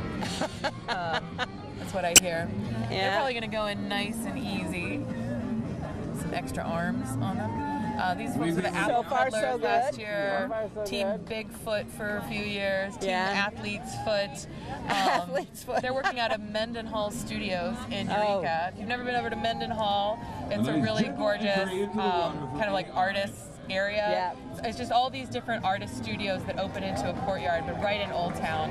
And there's two different kinetic teams out of there: the Apple Peddlers, or the what is it called, Apple Intelligence. Yeah. And then Team Half Fast. Norman, the Half Fast unicorn, or just Team Half Fast, is out of Mendenhall there. And that's an interesting place to go check out kinetic sculptures as they're being like in progress. Yeah. As well as some other great local artists and stuff. If you're in Arcata and you want to see teams in progress, the Kinetic Sculpture Lab is a really great one over in the Arcata Bottoms. And they don't necessarily have tours. The Mendenhall studios are open to the public often. So it's a really great place to go see that kind of thing happening, especially during Arts Alive leading up to the race. The Kinetic Lab, all the teams that work in there, that's their own private thing. It's not part of the race itself. It's just a group of racers that work together to make themselves a place where they can help build their kinetic teams. And they work on sponsorships, but they also have a haunted Kinetic Lab every year. So around Halloween, they use all their kinetic know-how and craziness and prop building and fun contraptions, and they make a big haunted house. Do you know how many teams come out of the Kinetic Lab in Arcata? Through the years, it's been dozens. There's Yeah. the 3 anchor teams in there, which really started it when they were racing with Yakima.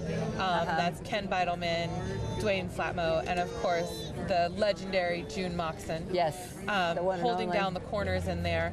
Flatmo retired too, or not, didn't retire. When he retired, Yes. he handed his spot over to Lucas Thornton, who is using his spot over there to make his race. I believe the Team Ham is in there now. So that's kind of like the main ones who've been there the most now, Ken and June. Yeah. And then Flatmo's spot with his successor.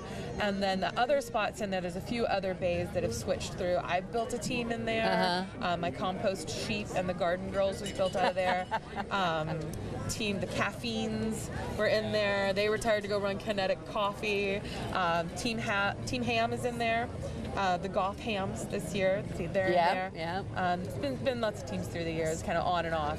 And that's like the backside of the creamery. Is that where it is? Yeah. Yeah. It's not. It's past the creamery. It's Past a different the building. creamery. And then, okay. Yeah. Okay. Now I know. But if you hear about the Kinetic sculpture, a haunted Kinetic lab, just know that it's Kinetic people doing it, and that's how cool and funny and weird it's going to be. So we have got, and why the line gets so long. But that's actually the big fundraiser. heading into So here we go, the audio bovine. The bovines. Beautiful. The Bayou Bovine. Bayou Bovine, yeah. Nice, easy entry there. Yeah, Good yeah. splash. Not too big. That's an interesting. Yeah, some of their structure looks like it's wind savvy almost. Like it's an airfoil. Yeah. I wonder if that's actually if it's cosmetic or functional or both. If nothing else, it is shade. Because you need some shade or some rain cover on the course. Not having anything over your head can be really miserable. Oh, what a good point. Because you move relatively slow. I mean, these machines can get pretty fast. Yeah. Some of them get quite fast, but most of them are still going to be slower than a fast bicycle. Yes. And then you're just kind of stuck on the road or in the sun. Yeah. So having some shade is part of your machine. And a lot of teams, you'll see that if they don't have anything at all, they have something that's like a canopy over the top of them. Yeah. Usually arranged in such a way that it won't grab too much wind. You don't want to get something that's going to be a big scoop. Unless you can grab some wind shear from. So now this is number 3 of the Earth, Wind, and what is it? Earth, Wind, and Shire. Yes, I think they said this is their third. Volume 3, Earth, Wind, and Shire. Yeah. Volume 3, doing their safe exit there. You're right. They're loading up again. They're getting ready. Is it when you're at this point and you're on the sculpture? I mean, what's going through your head? Just I hope this thing floats. I hope this thing floats. I hope the drivetrain works. Yeah. Did I put my cell phone in a plastic bag? Do I have my water bottle? Why did I borrow a personal flotation device? This doesn't fit me. Here they go. Why am I even here? Then pilots arguing about whether or not they're going to splash. Very pretty nice good, splash. pretty good. That was a good one. Oh, and they're steady on the water. This is Queen Bubblicious. I got a little information on this machine that you just saw go Queen in. Bubblicious is going to announce the crowd a little bit here. Speaking of Queens, I wanted to say that last night after the course closed, last evening, was the Rutabaga Ball, where they decide on the Rutabaga Queen for this year. And they chose a queen over at Synapsis in Eureka, and the new queen, all hail Rutabaga Queen Olivia Gambini. Yes, all hail the queen. 3 contestants vied for that. They had 3 rounds: the ball gown question and answer, the water crossing, which they do indoors, which is always a challenge. You have to cross the bay. Okay. In the hall, and then the talent portion, which is talent. Oh, the talent. But they deliberately put quotes around it. It's talent. Because it really could be anything. But Olivia Gambini won the crown last night. A beautiful crown made by Amber Jones, a metal artist here. They look beautiful. The crowns are just gorgeous. exquisite. So yeah, I'm wearing my invisible crown today. I was going to say because my regular crown gets tangled in my headset.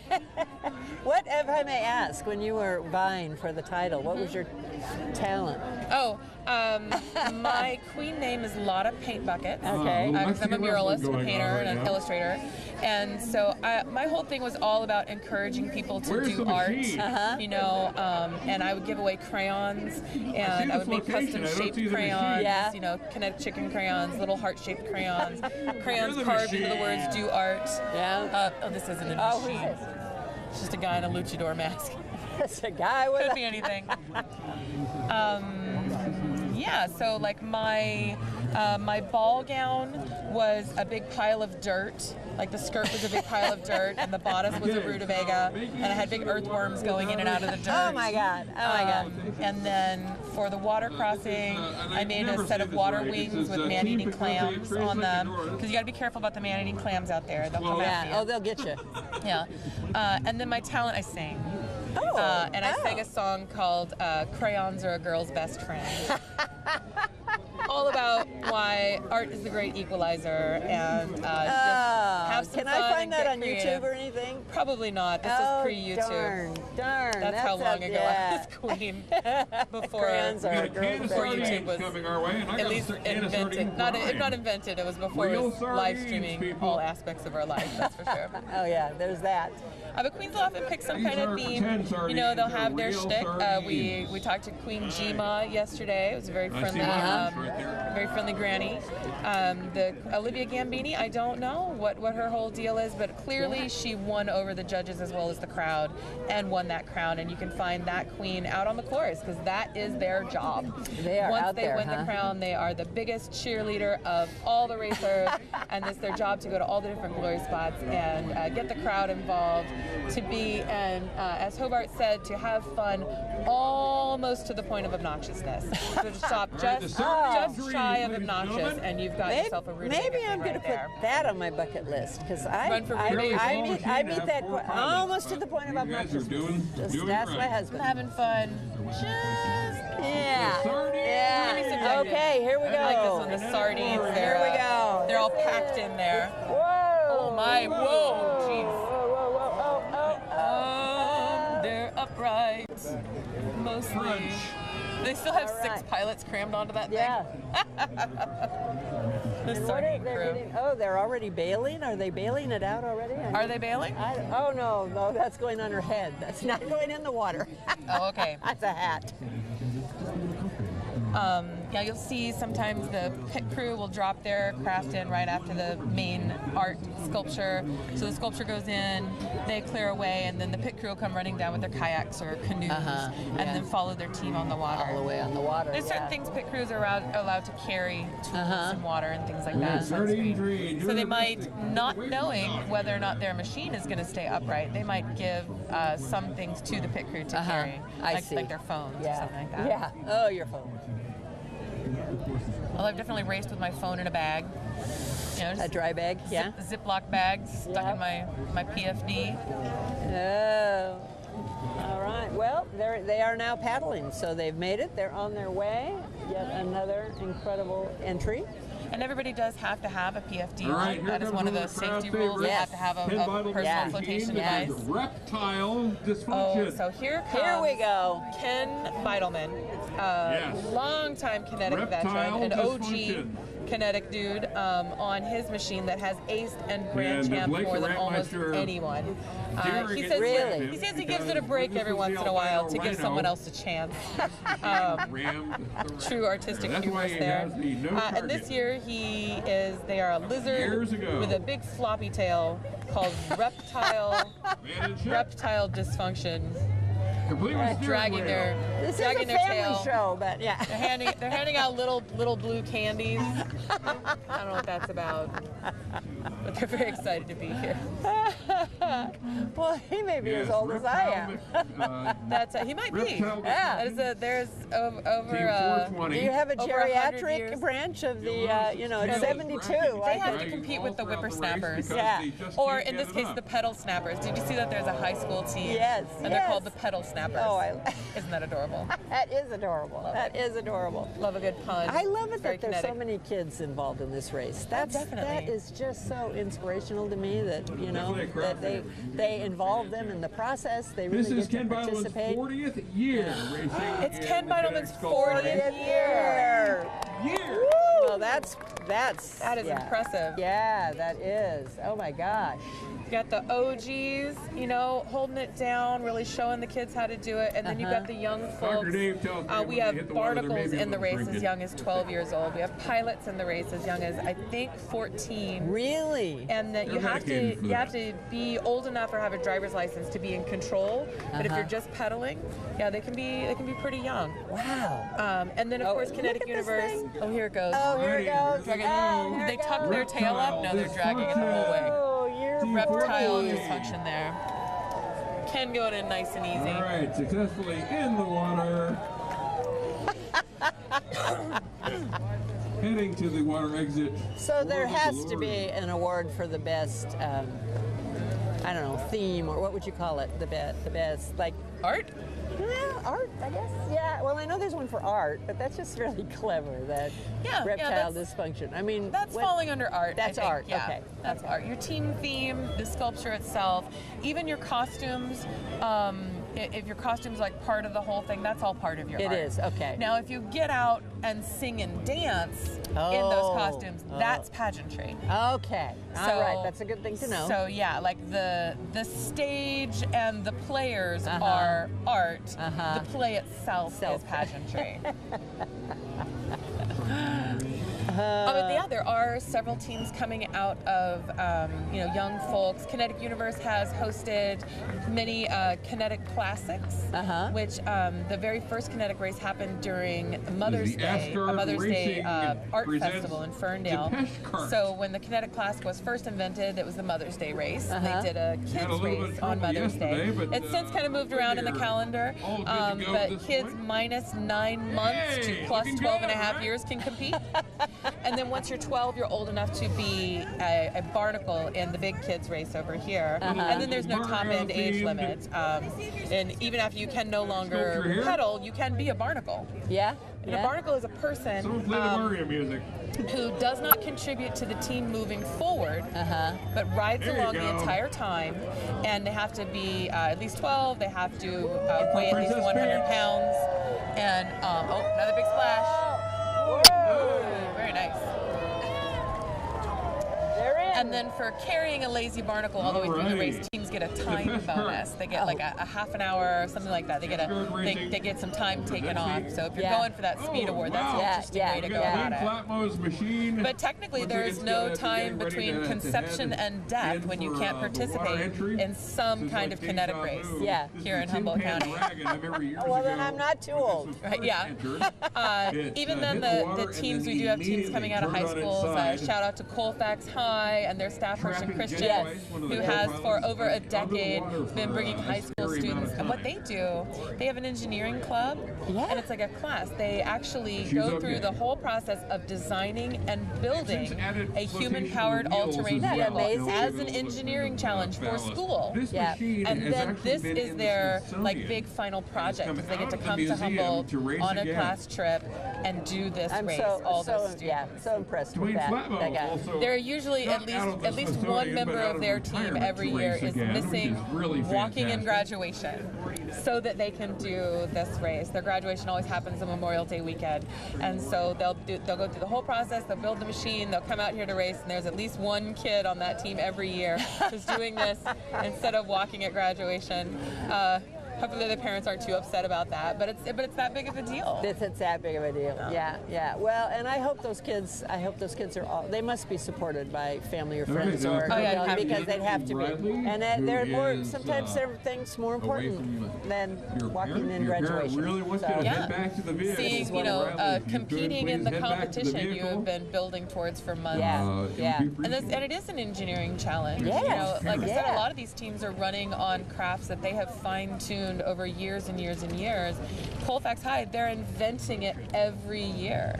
They start over every year? They start wow. well, a new class. Yeah. It's my understanding. All right, clear the path. Correct me if I'm wrong, somebody. Clear the path. Tell me in the comments.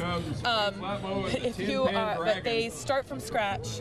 They design, they build, they test. Impressive. And then this is like their final. You know, their final exam is actually coming up to Humboldt and doing the big kids race. Wow. This is some truly amazing art. So we've got lining up here. We've got Dwayne Flatwell. He's in the really line. Wonderful to see Dwayne Flatwell back in the race. Yeah. He retired and then he snuck back in. Well, that machine is the last one he ran in the race, I believe. And then we took it out to Burning Man one year. You went? I went, yeah. Oh, well, a whole bunch of Kinetic people went with a bunch of Kinetic crafts, and we ran a taxi stand. So we just built a big giant taxi stand out on the playa, and then used our human-powered crafts as taxis. At the time, I went out with my friend Carl Mueller and Who's Your Daddy, who is a 10-pilot craft. So of course we ran a bus. And then Flatmo took that out, and it kind of made a big splash, this fire-breathing, pedal-powered dragon. And it ended up in the Smithsonian in an exhibit of Burning Man art. Oh, that's the one I'd read I saw that. That's not Burning Man art. That's not. That is Kinetic Sculpture Race art. Thank you very much. Yeah. Oh, it's like Burning Man without the propane. Yeah. But less psychedelics. Look at this one that's coming up, because it's amazing. It is so. Is that who's behind us, Flatmo? Dwayne Flatmo. The 10-pan dragon. Yes. This is the one that used to be the armored carp. Before that, it was bats in the belfry. You'll notice the flotation and the armored carp was the wheels. last team of his that I was on. That was 2007, and then switched over into this. And so this has successfully done the water just fine, but it also did flip over that first year. So there is a non-zero chance that we might see this dragon's fire get doused in the bay. Do you have any idea why he came back? Just for the glory? Was it? You can't get it out of your system. I think you got it exactly right there. And he has some friends who've been hanging out and doing other sculpture stuff with that hadn't been in the race. I think they might have had a little hand. It was like, come on, old time's sake. Yeah, but he's been traveling around with his sculpture El Pulpo Mecanico, which is a giant fire shooting octopus. It's amazing. Just asked me for some advice. He's one of the co-pilots. So it's a little different crowd, you know, going to like electronic music festivals and shooting off fire for like the rave crowd. And then you come out here, it's a little more wholesome, a little more family friendly. But it doesn't take much to get Dwayne to go after some glory. Well, I think it's definitely right up his alley. One of my takeaways might be, I mean, once this is in your system, it's like you're hooked pretty much. Yeah. This is like, I can understand what gets to people now that I'm experiencing it. Oh, totally. From this perspective. Yeah. Yeah, start out as a peon, start out as a spectator, start out as a volunteer. Actually, volunteering is a really great way to watch the race. I would think. Different categories of volunteers. The kinetic medics we talked about a little bit. The judges, are volunteers. And then there's this whole crew called the Ground Pounders. And Kinetics is actually, like I said, 10 events in 3 days, but it's 10 events in 17 locations. And every single location has a permit, a porta potty, an insurance certificate, logistical requirements. And so these people, the Ground Pounders, they go from one spot to the next, running these different things, you know, and they're doing everything from directing traffic to collecting trash. All right. So if you want to see the race go all the way past you, volunteer to direct traffic, and then the whole thing's going to go right by you. All right, keep it just steady, like that. Dwayne. Bribes. You can do it. Here we go, Dwayne. This is it. I wonder if he'll go for biggest splash. You think he'll do it? Okay. All right. We've got. Or maybe he'll ease into the water because pontoon arms are difficult. All right. Slowly. There for sure. Oh boy. Here we go. The boat launching ramp. Here we go. But you can see that he has added those donuts and the extra flotation, big chunk of foam on the outside of the wheels. Those wheels, quick note, are made out of culvert. Really? Like, you know those big plastic tubes that go under. Is that? Here's a wind is starting to kick up. Oh, the wind is coming up. Okay, so far so good. A little leaning. A name for this one? Just a minute. Stable. Yeah. This machine has before been the Tin Pan Dragon. The Tin Pan Dragon. Tin Pan Dragon. I don't know if that is what they're running under this year. That's what they ran under the last time they were here. Tin Pan Dragon, Team 148, Tin Pan Dragon. That is, of course, Flatmost deep. So looking good on the water. He made it. Oh, it's not Dwayne. Okay. Dwayne's probably on there. A couple of friends. Oh, just in time for the Queens to be cruising by. How fitting. Nice. How fitting. Yes, yes. In the year that we made that, there was not a single aluminum pan, not a muffin tin, not a cake pan, not a Jell-O mold left in the county. We scoured every thrift store. You might notice some aluminum siding, some refrigerator coils, some crutches, all kinds of great things on there. And I don't think Flatmo's in trouble. I think he's doing a glory lap. I think he's doing for the glory lap. He's doing a glory lap for the crowd out there. Yeah. I don't know if he's got the fire lit, because it's like a brush burner basically in there. You have to have the pilot lit, and then you like shoot off fire. Yeah, that looks like a wings or aluminum siding or something like that. Yeah. Impressive. It's actually pretty elegant in its design. You know, it really is. It's kind of not very Flatmo at all. Yeah. No, I'm kidding. No, he does these great junk sculptures, like big, chunky, funky, fire shooting. Yeah. Things that make music and rattle and so for something of his to be elegant. It just had that. It's just elegant. Carriage. I'm going to say that's Mickey Flatmo's influence. His wife, Mickey. She's the elegant one. And also an incredibly skilled and talented artist on her own. Another studio space interview. I got to interview Mickey and Dwayne separately, of course, because they're very different artists. They're going to make very, very different areas of art, different sort of themes. Yeah. Wow. So it is noon, theoretically. This is when they want to stop the teams from going into the water, but there's still teams in the line. So we're going to find out if they're going to keep letting them go in the water. But once that tide turns, once it turns to slack, then it gets much, much harder. Yeah. And so if teams aren't super duper confident in their speed, then they're not going to continue going on. So we're going to see if they're going to let any more teams go in there. All right, the Kinetic Society getting ready to hit the water right now. So we got 5 teams in line, waiting to get in. We're going to see how many they're going to let in. The next one, this is the Kinetic Paranormal Society. Has been shrunk down to size. These folks run a puppet theater, the Magic Wardrobe, and Bartleby, the puppet. In order to do the water crossing, they magically shrink their magic wardrobe down to a miniature size so that it can go onto a different boat. And then it is actually piloted by sock puppets. Wow! So you might imagine this is not an ace team. But it is a good team. It's a fun team. Teams that are just out there to add color to our days. Right, because that's so lacking. Okay. Right. This is a dull. Yeah, it's a premium. It's a premium. What a dull community. But I would not want to be out there now. With the wind is kicked up, the tide is shifting. I mean, talk about a double whammy in terms of being on the water and trying to get from here down to there. That feels a little more challenging than that wind kicking up really does make a difference. Yeah, and it wasn't supposed to. I mean, I was looking at the forecast. It wasn't supposed to kick in today. It looked really, really calm. But they'll persevere. There goes the Queen's Cruise again. They'll persevere. They'll get out of the water, and then those long highway miles.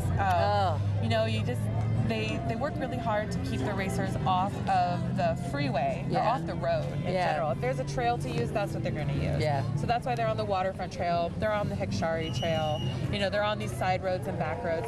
But there's some places where they just have to get on the 101. They're actually on the highway. They're actually on the freeway for as little time as possible. But there's just some spots where that's the only way.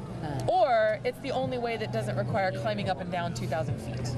Climbing up and down another big hill with nobody in it. So Table Bluff is the big obstacle that is waiting for the pilots or for the teams after they leave here. The wind is going to fight them the entire way. But there's glory all along. If you happen to be out in Humboldt County today, an interesting and unsung part of the course, I think, is Table Bluff itself. So you can go on to Table Bluff Road, and you park on the opposite side of the street from where they are, and then watch them come up. It's interesting. It's kind of slow. But you can sit there and cheer them on, and it's a great place to cheer them on because they really need it. It really makes a difference when you're cruising up and you're just struggling, just mile after mile after mile, just pedaling. And then there's people cheering there for you. It's really great. Right up at the top, the medics host a tabletop or a Table Bluff top of the hill party. Mostly they're checking pilots. They just want to make sure everybody's okay by the time they get to the top of the hill. But that's also a great spot to watch.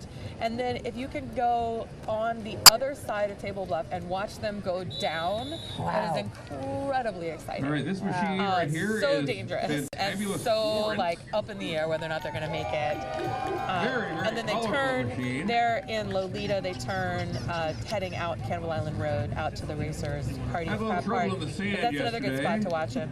I also recommend the waterfront. If you have a bike and you're around, you can go park somewhere south of Eureka and then bike your way up the trail.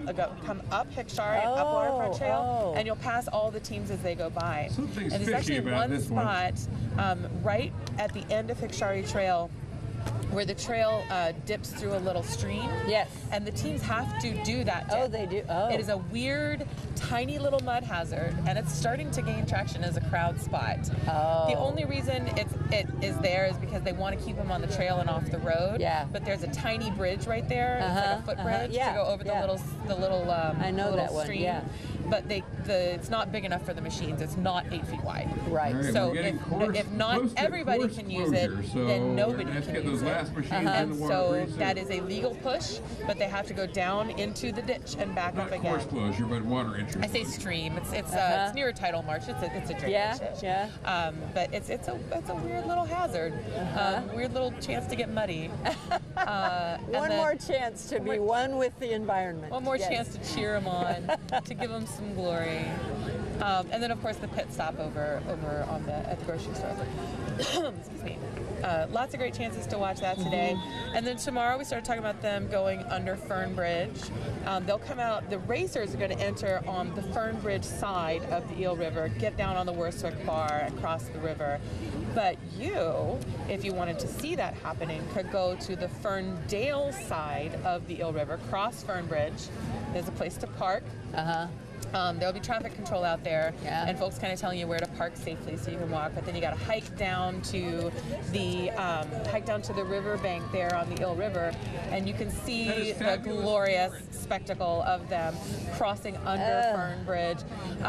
We can't get the van down there, the broadcast van, so we're not going to show it to you live on the air. But we will be at the finish line tomorrow afternoon there at Main Street and Brown, named after Hobart Brown, the glorious founder of Kinetic Racing. We'll be there watching the finish line, seeing these teams after their harrowing weekend, all muddy and bloody and maybe in pieces, pedaling as fast as they can, like these guys. That is wild. Team 140 might be going for a biggest splash there.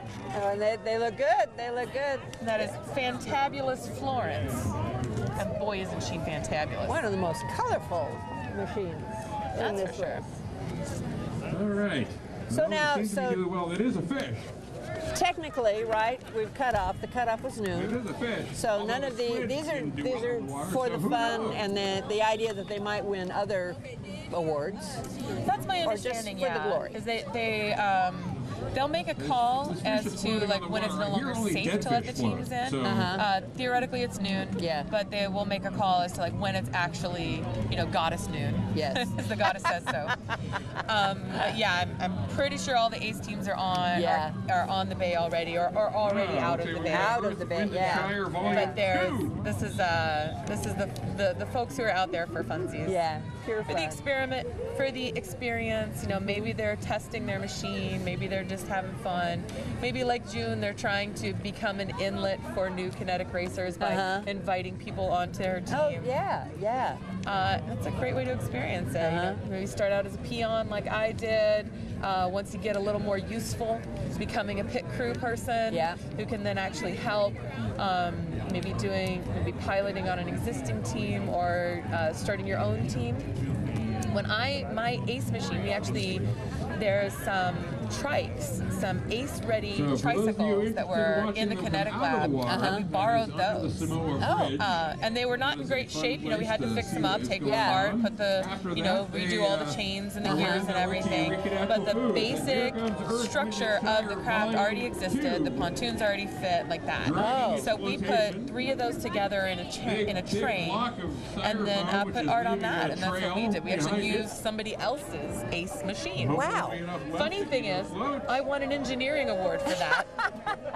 For that train of tricycles that Ken Beidelman built. We haven't talked about the bribes. Were there any bribes involved in that? We have not talked about that. Just to make that happen. Well, the thing about the engineering judging is that it's fresh every year. They deliberately, because so many people reuse machines, they deliberately wipe the slate clean. If you show up with a machine, that machine's going to get judged as though it has never been seen before. So that's how I could win an engineering award for a machine that had won engineering awards already. They don't mind giving you glory even if you've gotten it before because they're just wiping that slate clean. Gotcha. Okay. All right. But that's totally separate from bribing. So Hobart Brown said, cheating is a privilege, not a right. And bribing is a part of that culture. And I think that bribing kind of started out as this way to be like, oh, I broke the rules, but will you look the other way if I give you a beer? Like that. And it was just kind of this way to be like, we're having fun, we're all friends, nobody's taking this too deadly serious, it's all for the glory. So, if I get caught cheating and I can bribe my way out of it, great. And then it became like, now you kind of have to bribe. Maybe you're bribing to get a better score. Now you're just bribing all of the judges, not just the ones who caught you cheating, but you're just bribing everybody. They're coming back. Go for big splat. Are they coming back? The plaid Max is going to try again. They're going to try it again, and that's the spirit of this race. Oh, they're going fast again. No, they're going to slow down. Oh boy. So teams might bribe. At first they would bribe, and then they might bribe a little more. And then, are they going to make it? Oh my gosh, are they going to float? I don't know. They might be angling into the water. The steepness of that ramp there, they might, if they nose down, that can affect their ability to float. So they kind of looks like they kind of win it at an angle. Oh, the Grateful Squid, who also failed and got back out, is going to try again. We've got to know. Here we go, for the glory. There's Fun Guy. Fun Guy was already on the water. Oh no, Fun Guy's passing us on the road right now. Yes. That's what's happening. Yeah, they keep going behind us over here on the road. Being a barnacle. So teams would bribe, at first it was to get away with cheating, then it might be to get a better score, and then it might be just to give a gift to your favorite judge. And then you start bribing people, then people started bribing the crowds. And then it's just bribing for glory. Just cheer for my team, here's something. So bribes for judges might be a piece of art. It might be something that's thematic to the team. Lots of bribes are things that add glory to the crowd. So teams will give away like noisemakers or little flags. Something where that's just like your football team would give you an inflatable thingy or a flag or a pennant or a foam finger, a vuvuzela, just something to add to the atmosphere and the glory of the whole situation. This time for sure. And then lots of teams, of course, are bribing everybody just with little ephemera, little like buttons. That's what all these are. Look at all the yes. Some of these are from this year. Some of these are special, like specific because I'm a queen bribe. Some of them are just, just things that they give to everybody. But lots of folks go around, give me bribes, give me a bribe. And then it's just it seems like a really strong integral part of the whole process is a good bribe. A good bribe. There is in fact an award for best bribe. I won the award for best bribe one time. The judge for best bribe took my bribe, spray painted it gold, and then gave it back to me, and that was the prize. Oh. You won best bribe. Here's your trophy. Grateful Squid is on the water. That squid's supposed to be in the water. Not tipping Complete over. with bubbles. That's the way it's supposed to be. Yeah, that's nice. Yeah, the bubbles, they always add a nice touch. A little right? angle there, floating. They got their pontoons moved a bit forward. Yeah. Look at the pit crew Yeah, on. yeah. Looking good. It's looking like semi-choppy out there on the water. Right, and Yeah, the another wind picking try up, for these throwing around guys. some whitecaps for Yeah, sure. yeah. The ghoul hunters. Even having very Alpha efficient flip art, earlier. if Let's see if we it's can get this catching thing the to stay in wind, the water. that can be pretty Good miserable. luck. Oh, this guy's going for a splash. The other team isn't out of the way yet. Oh my goodness. That is one so. Whoa! Upside down pilots. Oh, no. And that. Oh, and he's out. Oh, he's 3 for 3. Oh. If that guy doesn't get the golden flipper, No. he's not trying hard enough. No. But boy, you gotta give it to him for trying. Yeah, that was You pretty gotta awesome. do that. I think you need to bypass. Oh So man. if you bypass, you win. You get a time penalty. Oh, okay. Skipping any part of the course, even if you human powered. Well, if you skip any part of the course on Yeah. a trailer, you're out. You're done. Completely. Yeah. Completely done. It's Yeah. unglorious. If you skip any part of the course and human power, so like say they can't do the water, they just stop here and they just push or pedal their way out and on from here on the course, then they'll get a penalty of about 5 hours. So it's definitely going to disqualify you from any kind of major judging. Or if you're not going to be able to ace, you're not going to be able to stay in course time. Right, right. You're definitely not going to get an engineering award or anything like that. Yeah. Well, I wonder. I don't see any more lined up. Oh, no, I don't see any more lined up. I think we might have run through the racers. All right, so everybody is either in or on the water or already out of the water. They're going to head down out south, trying to stay warm, yeah. Trying to stay afloat. They're going to head out South Eureka. They're going to go up and down Table Bluff. They're going to go to the Racers Party this evening. You can see them all along the course there. There's a spectator's guide available at kineticgrandchampionship.com/spectators. Great place to see them. You can also find Glory to Glory coverage and get some of those race results on the fly if you listen to KRFH, the radio station. We highly recommend you go out and see this glory in person if you can. It's amazing. Yeah, It's amazing. absolutely worth seeing in person anywhere you can catch them. There's plenty of places that aren't nearly as crowded as this, and then there's other great glory spots. Like tomorrow, we will be in Ferndale.